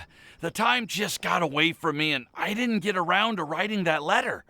However, I'm happy to announce that I think I can be the one who would never lie. Huh? This is kinda sudden. Not that we don't trust you, Timaeus, but, could you elaborate a little after you catch your breath? Of course. Do you still remember the time I, collaborated with a certain Miss Ying-ar? Well, basically, she helped me out a lot with my research into potion making once, and, well, we've stayed in touch through letters ever since. Wait, so Ying-ar is the girl from Liyue that Sucrose mentioned earlier? We always assumed you were hard at work every time we saw you at the crafting bench. So you've just been writing letters to Ying-ar the whole time? No, I mean, not all the time. I've done some work too. And anyway, our correspondence covers a lot of serious topics, like perfumes, potions, alchemy. Anyway, a few months ago, I made a vow to the heavens that I will be true to myself and never utter an insincere word until the day that I've managed to win Miss Ying-ar's heart. So, at Star Snatch Cliff, you were picking Cecilia's as a gift for Ying-ar? Well, that's right. The Cecilia flower is said to represent a once wayward heart transformed by the power of love. I couldn't think of a better flower to give than that. I know full well that Miss Ying-ar is far more knowledgeable than I in both the ways of the world and the ways of our craft, but I thought I should make the effort for once and put myself out there. Which brings me to the subject of the last few days and the Windblume Festival. I thought it was time for me to invite Miss Ying-ar to Mondstadt. But yesterday, Albedo told me that Sucrose has been working hard to help another girl achieve her dream. Huh? And when I went to take a look at our roster, I saw that she'd done my remaining work for me. I feel incredibly guilty. I've been spending all of my time in my own fantasy world while everyone else has been bending over backwards to help other people. How could I ever hope to be worthy of Miss Ying-ar's love if I'm so selfish? Oh, Timaeus. And that's why I've decided to join you. But then what about Ying-ar? Yeah, haven't you been planning this for over a month now? You said you were going to invite her to Mondstadt. Well, yes, I did mention in my letters that I'd like her to visit, which is why I just sent her another gift with my hand-picked Windblooms, along with a handwritten letter. I explained that a matter of great importance has presented itself to which I must devote my full attention for the time being. As soon as it's resolved, I'll make haste to Liyue to pick her up in person. I made sure to package the gift and letter with the greatest care. All I can do now is hope that she'll understand. Point being, please know that I sincerely want to support you in this endeavor. Plus, I think I'm an honest person. As far as I recall, I don't think I've told a single lie in my life. Well, you certainly convinced Paimon with that speech. Don't worry, Timaeus. We won't let your determination go to waste. Thank you, Timaeus. Ah, thank you, everyone. I promise to do everything I can to help. Okay, so it looks like we found our one who would never lie. Great! Let's keep it up. On to the other three.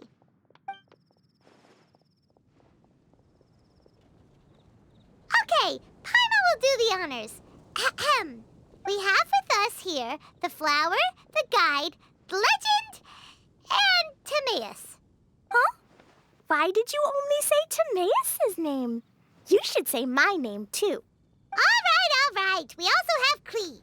That's me! With Klee here, this all somehow feels like we're getting ready for a field trip. There's nothing wrong with a more relaxed atmosphere, is there? Of course. We will soon see if my hypothesis has any merit. Actually, I'm still feeling a little nervous. Me too. But weren't you all fired up just a moment ago? Yeah, you're right. Okay, let's do this. Actually, I'm a little worried too. Deep breaths. Deep breaths. I know what you're feeling. Saying anything becomes so much harder when there are so many people watching. Well, does anyone know the exact location of where we're headed, or should I do a reading on my scry glass? According to the prophecy, once we've figured out the answer, we should test it at the Lantern of Utmost Joy. Wait, but where is this lantern? Oh, we know something about that. What?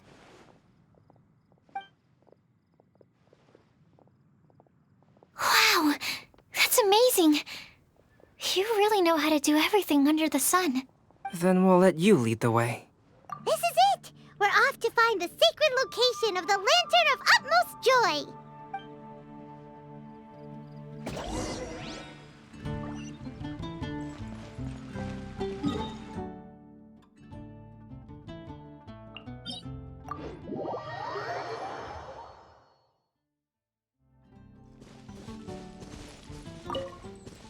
Brace yourselves.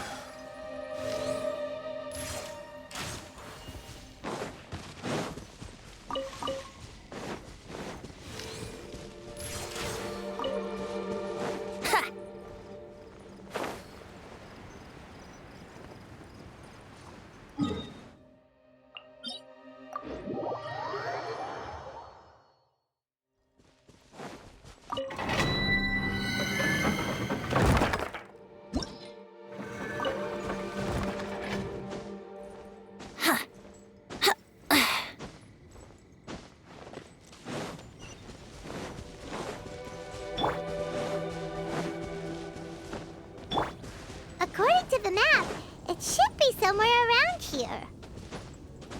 Let me take a look.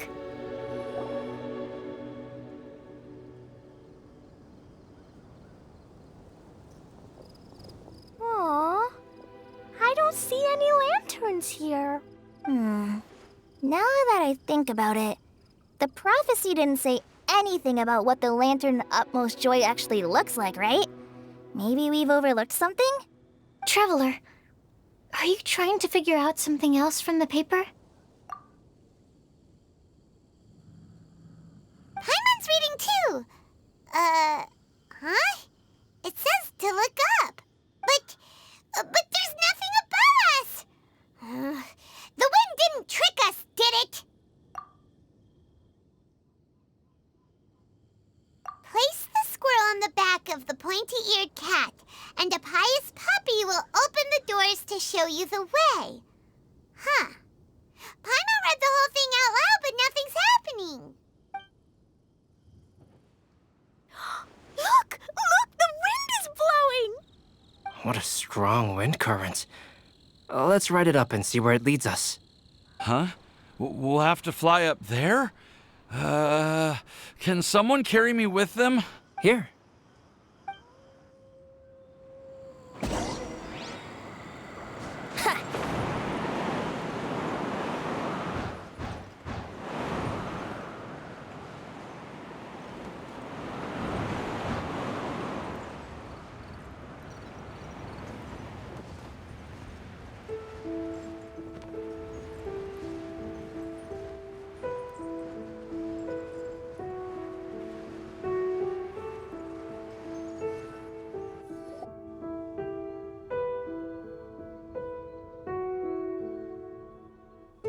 How did this little island get up here in the sky?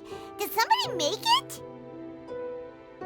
Just to be safe, I've been jotting down our entire route here. This way, no one will get lost. Oh, good thinking, Kale. Who would have thought we'd find this kind of table here? Weird. It's almost as if someone was holding a tea party. I never would have guessed that such a place could exist. Right above Mondstadt, too. Wow, look at that pretty lantern on the table. There's even a chair for each side of the lantern, too. There seems to be something on the back of this chair. Let me have a closer look. Take your seat, present your answers, and you shall reach enlightenment. Well, as far as instructions go, I guess that's simple enough. So we just need to do as it says, right? Wait a second. Huh? What is it, Albedo? We'd better make sure this place is safe before taking our seats. Everyone, please stay clear for a moment. Well, all our questions and doubts aside, the scenery here is pretty amazing. It'd be impossible to feel stressed here. How is everything, Albedo? Everything seems to be fine. I didn't find any traps or suspicious mechanisms, but I also couldn't find any overt destructive devices. Huh? What do you mean? Well, it seems that wrong answers won't have any catastrophic consequences. Looks like we'll have to sit on these chairs and fulfill the prophecy. Everyone, I would like to suggest that we try some risky answers on our first attempt. Let's reserve our most confident answers for the second round. That sounds kind of smart, but why? I get what he means. If we do as he says, then we may be able to figure out how the puzzle works. I see. That makes a lot of sense. Mona, is there something wrong? You're not looking too good. Oh, are you hungry? I brought some snacks. Thank you for offering, Klee, but that's not quite it. While Albedo was checking just now, I gave my scryglass a spin hoping to find some information. But there's a strange aura to this place. It's almost as if someone has been staring at me as soon as we stepped foot in here. But if nothing here has actually been physically tampered with, then no. Could that person be? What do you mean, Mona? Who could it be? Never mind. It's not like I've got any proof. Don't leave us on the edge like this, Mona. I'll just do what Albedo said. Yes, let's test the hypothesis together, Klee. Come on, join us, Mona. Oh, all right. Okay, then I'll answer the first question. If someone were to ask me to find a flower that is not of this world... You can do it, Sucrose!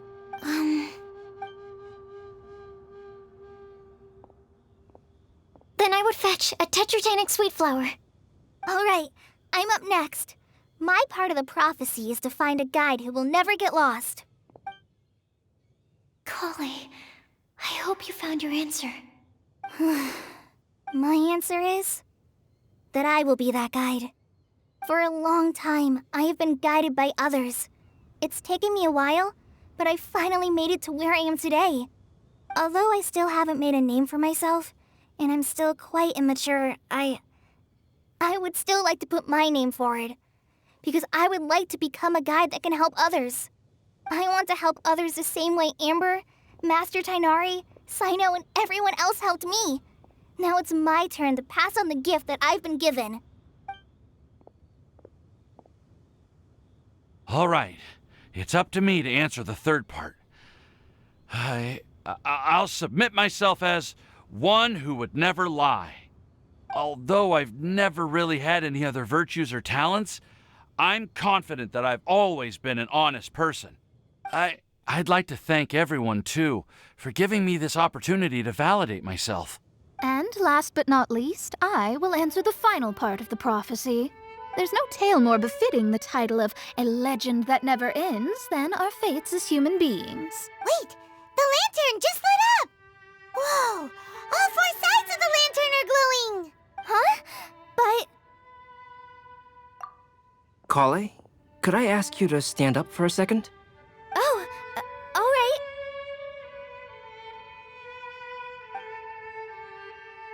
Huh? What's going on? Why is it lighting up regardless of who's sitting in the chair? Didn't it say we have to answer all the questions correctly? It's pretty clear now, isn't it? We've just proven that there is no right answer for this prophecy. No right answer? But how could that be?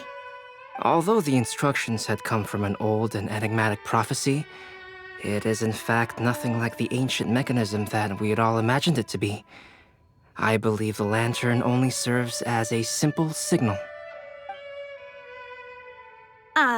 And to think, I never expected you to actually find this place. What? There's someone else here?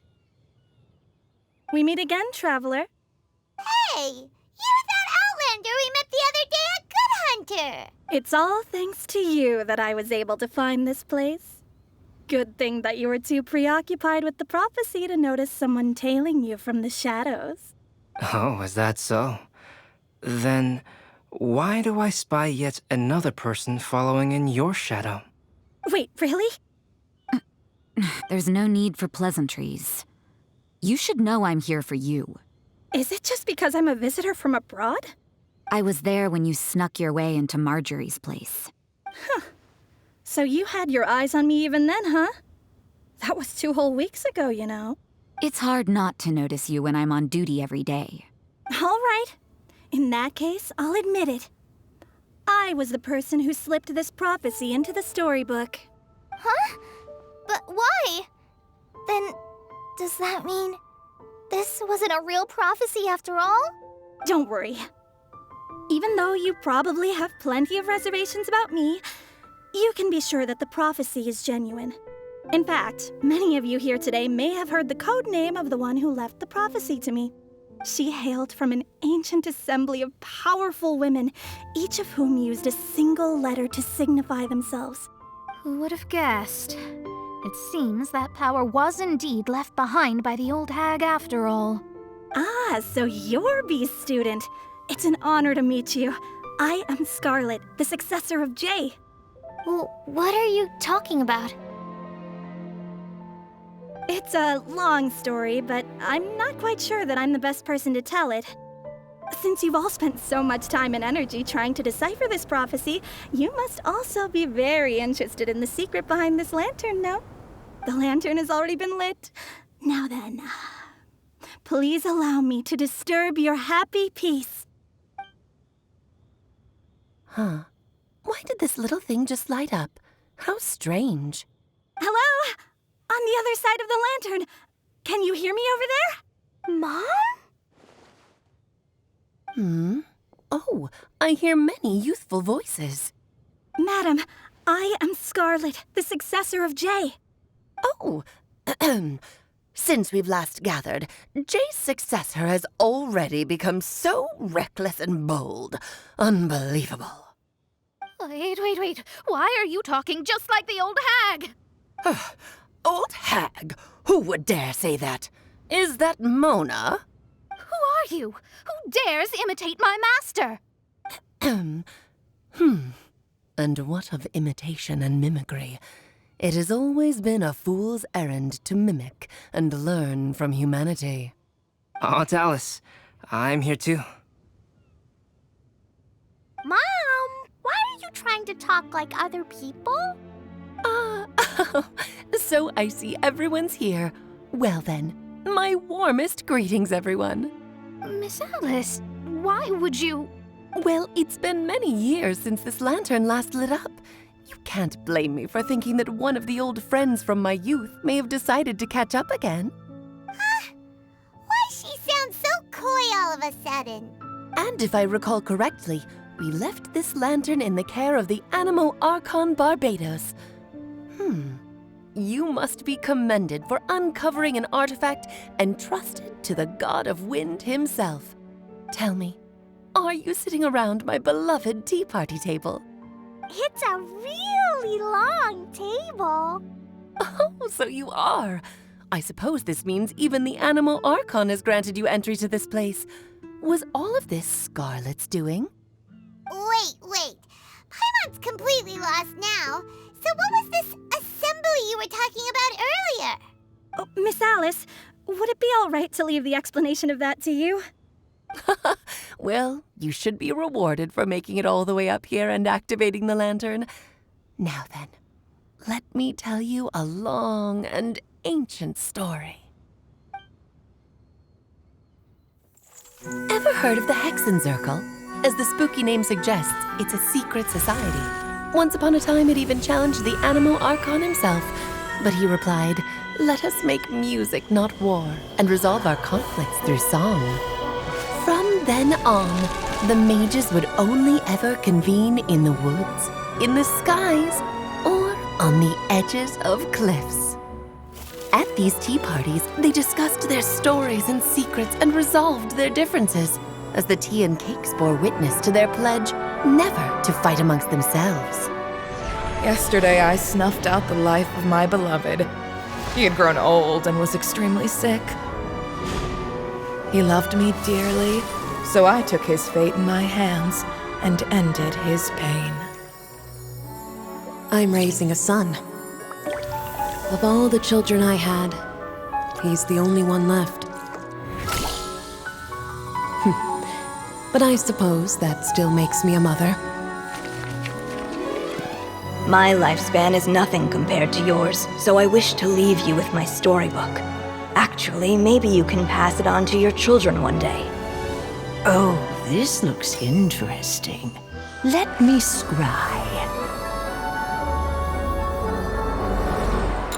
My dear sisters, we mustn't let prophecies threaten our bonds of friendship. Even the most frightening witch was once a little girl, and growing up can be so tough. Sometimes we all need to vent our troubles to the wind. Even if the nations go to war, or the sky falls down, the mages' tea parties shall forever be held around this table.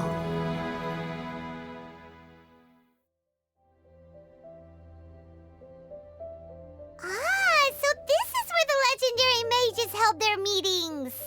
That's right. We often met here to chat and have tea. Then what about the part saying that if we light the lantern of utmost joy, we'd receive a supreme blessing? About that.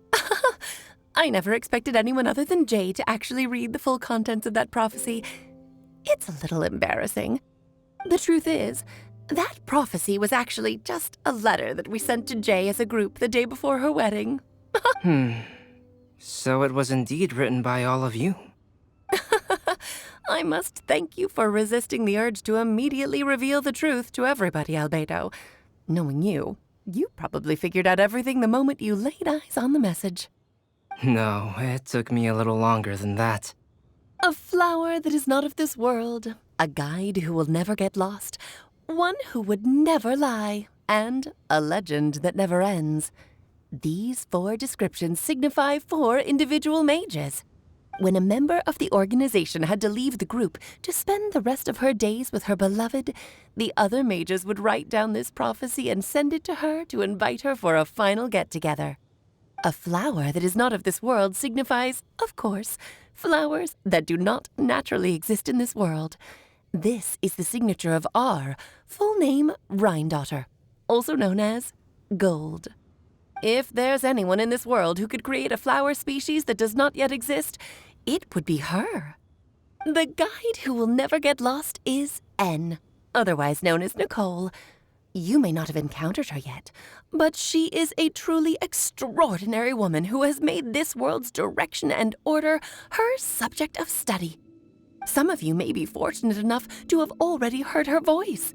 Like a prophetess, she will only speak to guide people toward the truth when a change has occurred in the world. She has a tendency to suddenly speak in someone's mind without any warning. If one day you would be unfortunate enough to run into a truly dangerous situation, she may use her voice to guide the way forward for you. Who would have guessed that there are so many mysterious women in this world and that they would all know each other? The one who would never lie is me. I hope no one would take offense. It's just that I, Alice, or A for short, have always had a soft spot for those with sincerity and candor. As for A Legend That Never Ends, you may not know M in person, but you've likely encountered one of her works. Have any of you ever read The Boar Princess? Huh? I'm pretty sure every child in Mondstadt has read that book. It's also one of my favorite stories. M was an exceptional human writer who used her prose to teach me the meaning of grief. Don't you think such a person would deserve a seat at the mage's table? Paimon's getting more and more lost. It may sound hard to believe, but I can attest to everything that Alice has said. Jay was also a mortal who aged and passed on, leaving her title to her students and followers. Alice, you've never acknowledged any of Jay's successors. It's now been centuries since the first of us took on her mantle. I've always wanted to meet you. Do you also want to become a mage? Title aside, I think I'm more interested in the meaning and purpose of the Hexen Circle. I used to think that the Hexen Circle was a group of women who could control the very fate of this world.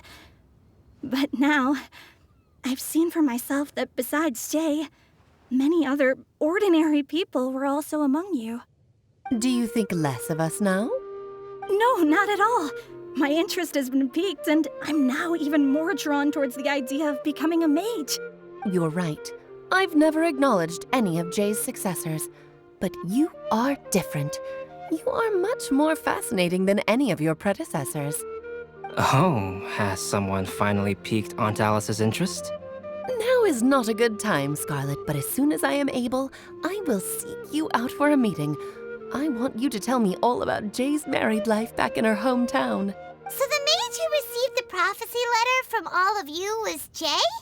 She left the Hexen Circle after getting married? Precisely. There was only one way the letter could have been interpreted. She would have known what we meant as soon as she saw the message. We were just asking one thing of her. Please come to see us again. Before you go and settle forever with your happiness, please come share some of it with your best friends and sisters.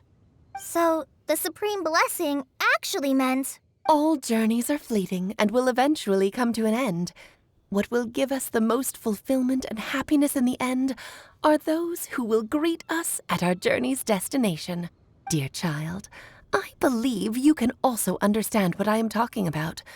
We women will always have many troubles and encounter pains and frustrations that will keep us up at night.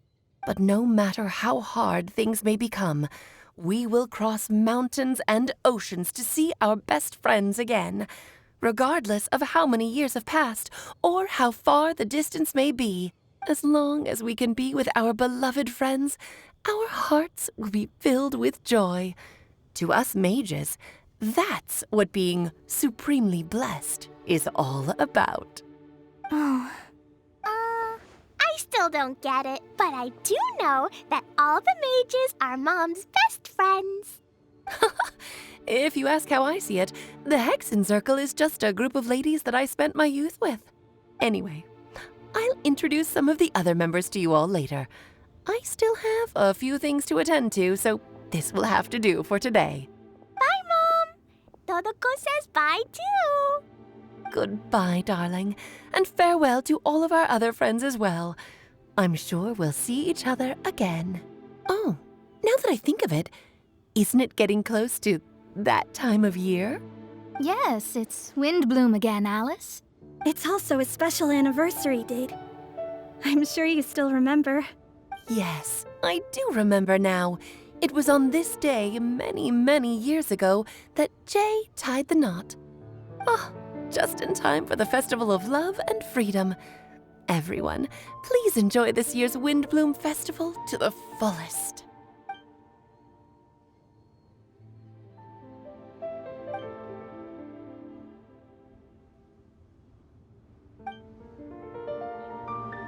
Whoa! Ah, Albedo! Why didn't you tell me we'd have to glide all the way back down?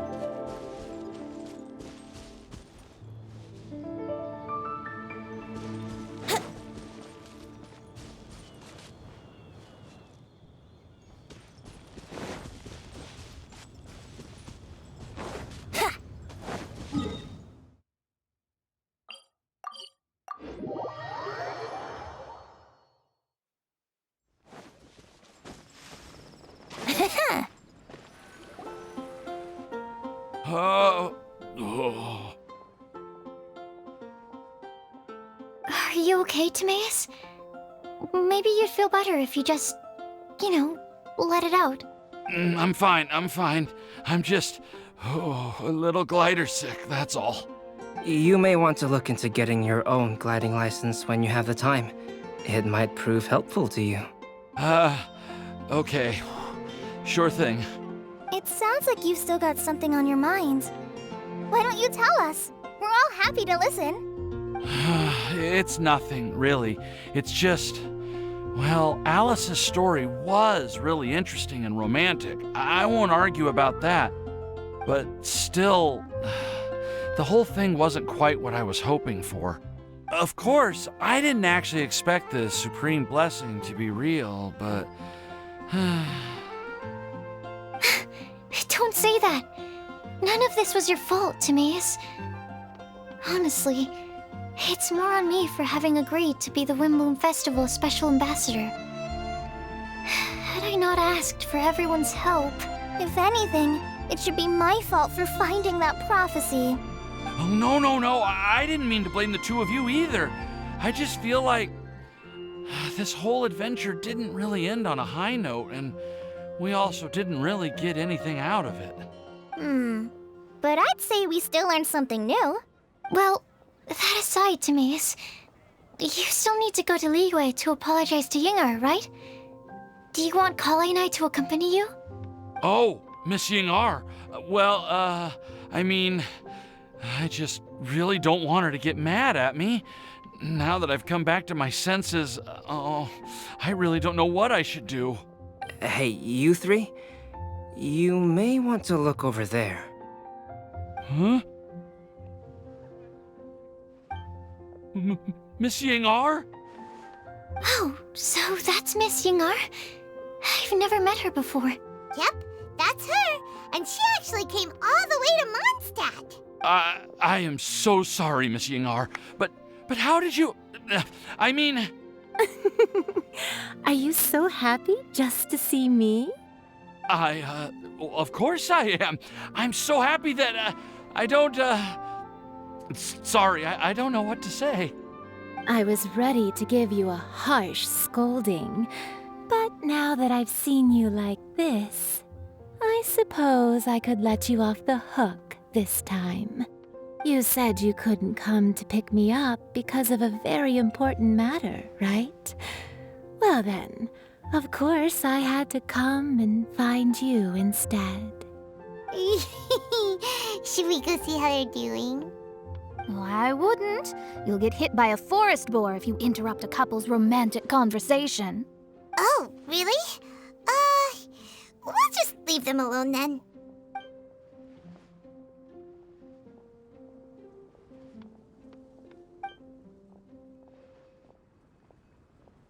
I am so glad to see Timaeus find his happiness. I have to say, I'm even more envious of you, Sucrose. You can be happy just to see others happy, and you gave me so much help without any expectations in return. Even though you said that we're very much alike, I still feel like you have a much bigger heart than I do. But if you say that, then I'd say I'm also nowhere near as brave or tenacious as you. I guess we have the same amount of positive qualities. They're just spread over different parts of our personalities. I've never visited Sumeru, or made many friends from outside of Mondstadt. I'm happy just to have met and become your friend. Maybe I'll get shy and flustered when I meet other people I don't know in the future. But that's okay too. Since we are so alike, you probably get what I'm trying to say. You just need to believe that all of your issues aren't really issues at all. But isn't it too late now for me to learn to accept myself? Well... Do you know anything about the blooming cycles of Cecilius? I may have read about that in a book before. That's a topic that my parents used to talk about back when they were still dating. Surprising, right?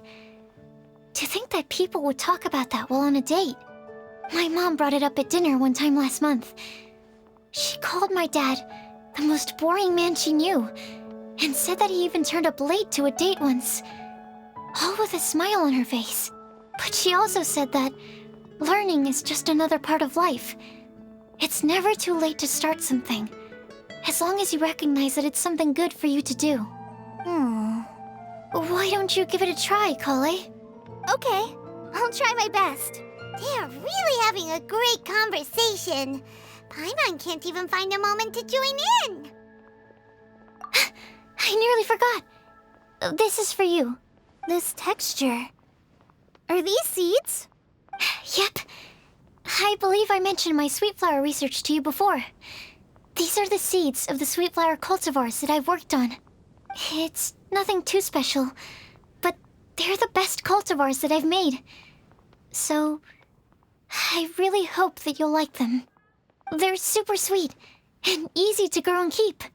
I'm also submitting them as my Windblooms for this year. I wish that the Animo Archon could also see how lovely they are. Thank you. I'll plant them in the Avidia forest and take good care of them. Kale, please take these notes with you. I've heard that you've been working hard on your studies, so I've prepared some study materials for you at Sucrose's request. Feel free to look through them whenever you can find the time. Mondstadt's doors will always remain open to you. Thank you so much. Really, I don't know what to say. I'm just really happy. Sucrose, now's your chance. Didn't you want to collect a breath of joy? You're right. I almost forgot. Kale, can you exhale once into this test tube? I will save this breath of joy and use it in my research. Oh, really? May I? Of course.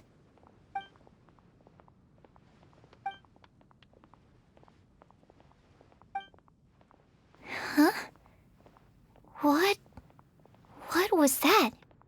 It was like a little cloud of happiness, but now it flew away. Well, luckily, there's still some breath left in the test tube. I'll seal it up for now. I'll keep working on it and let you know as soon as I have any breakthroughs in my research. Yeah, you can write to me. I'll be sure to respond as soon as I receive your letter. Oh, it looks like you found a new pen pal. Master Tainari! Sino! If your friendship was forged in a test tube, does that make you test friends forever? That's it. I think you've ruined Sumeru's reputation in Mondstadt beyond all hope of repair. All that matters is that I've enjoyed Mondstadt immensely. The dragon here possesses a majestic form. Oh, that reminds me. Traveler, this card back is for you. Sino wanted you to have one for yourself. If I had to guess, I'd say he probably wants you to use it if you challenge him to a duel. I'm a master of the game.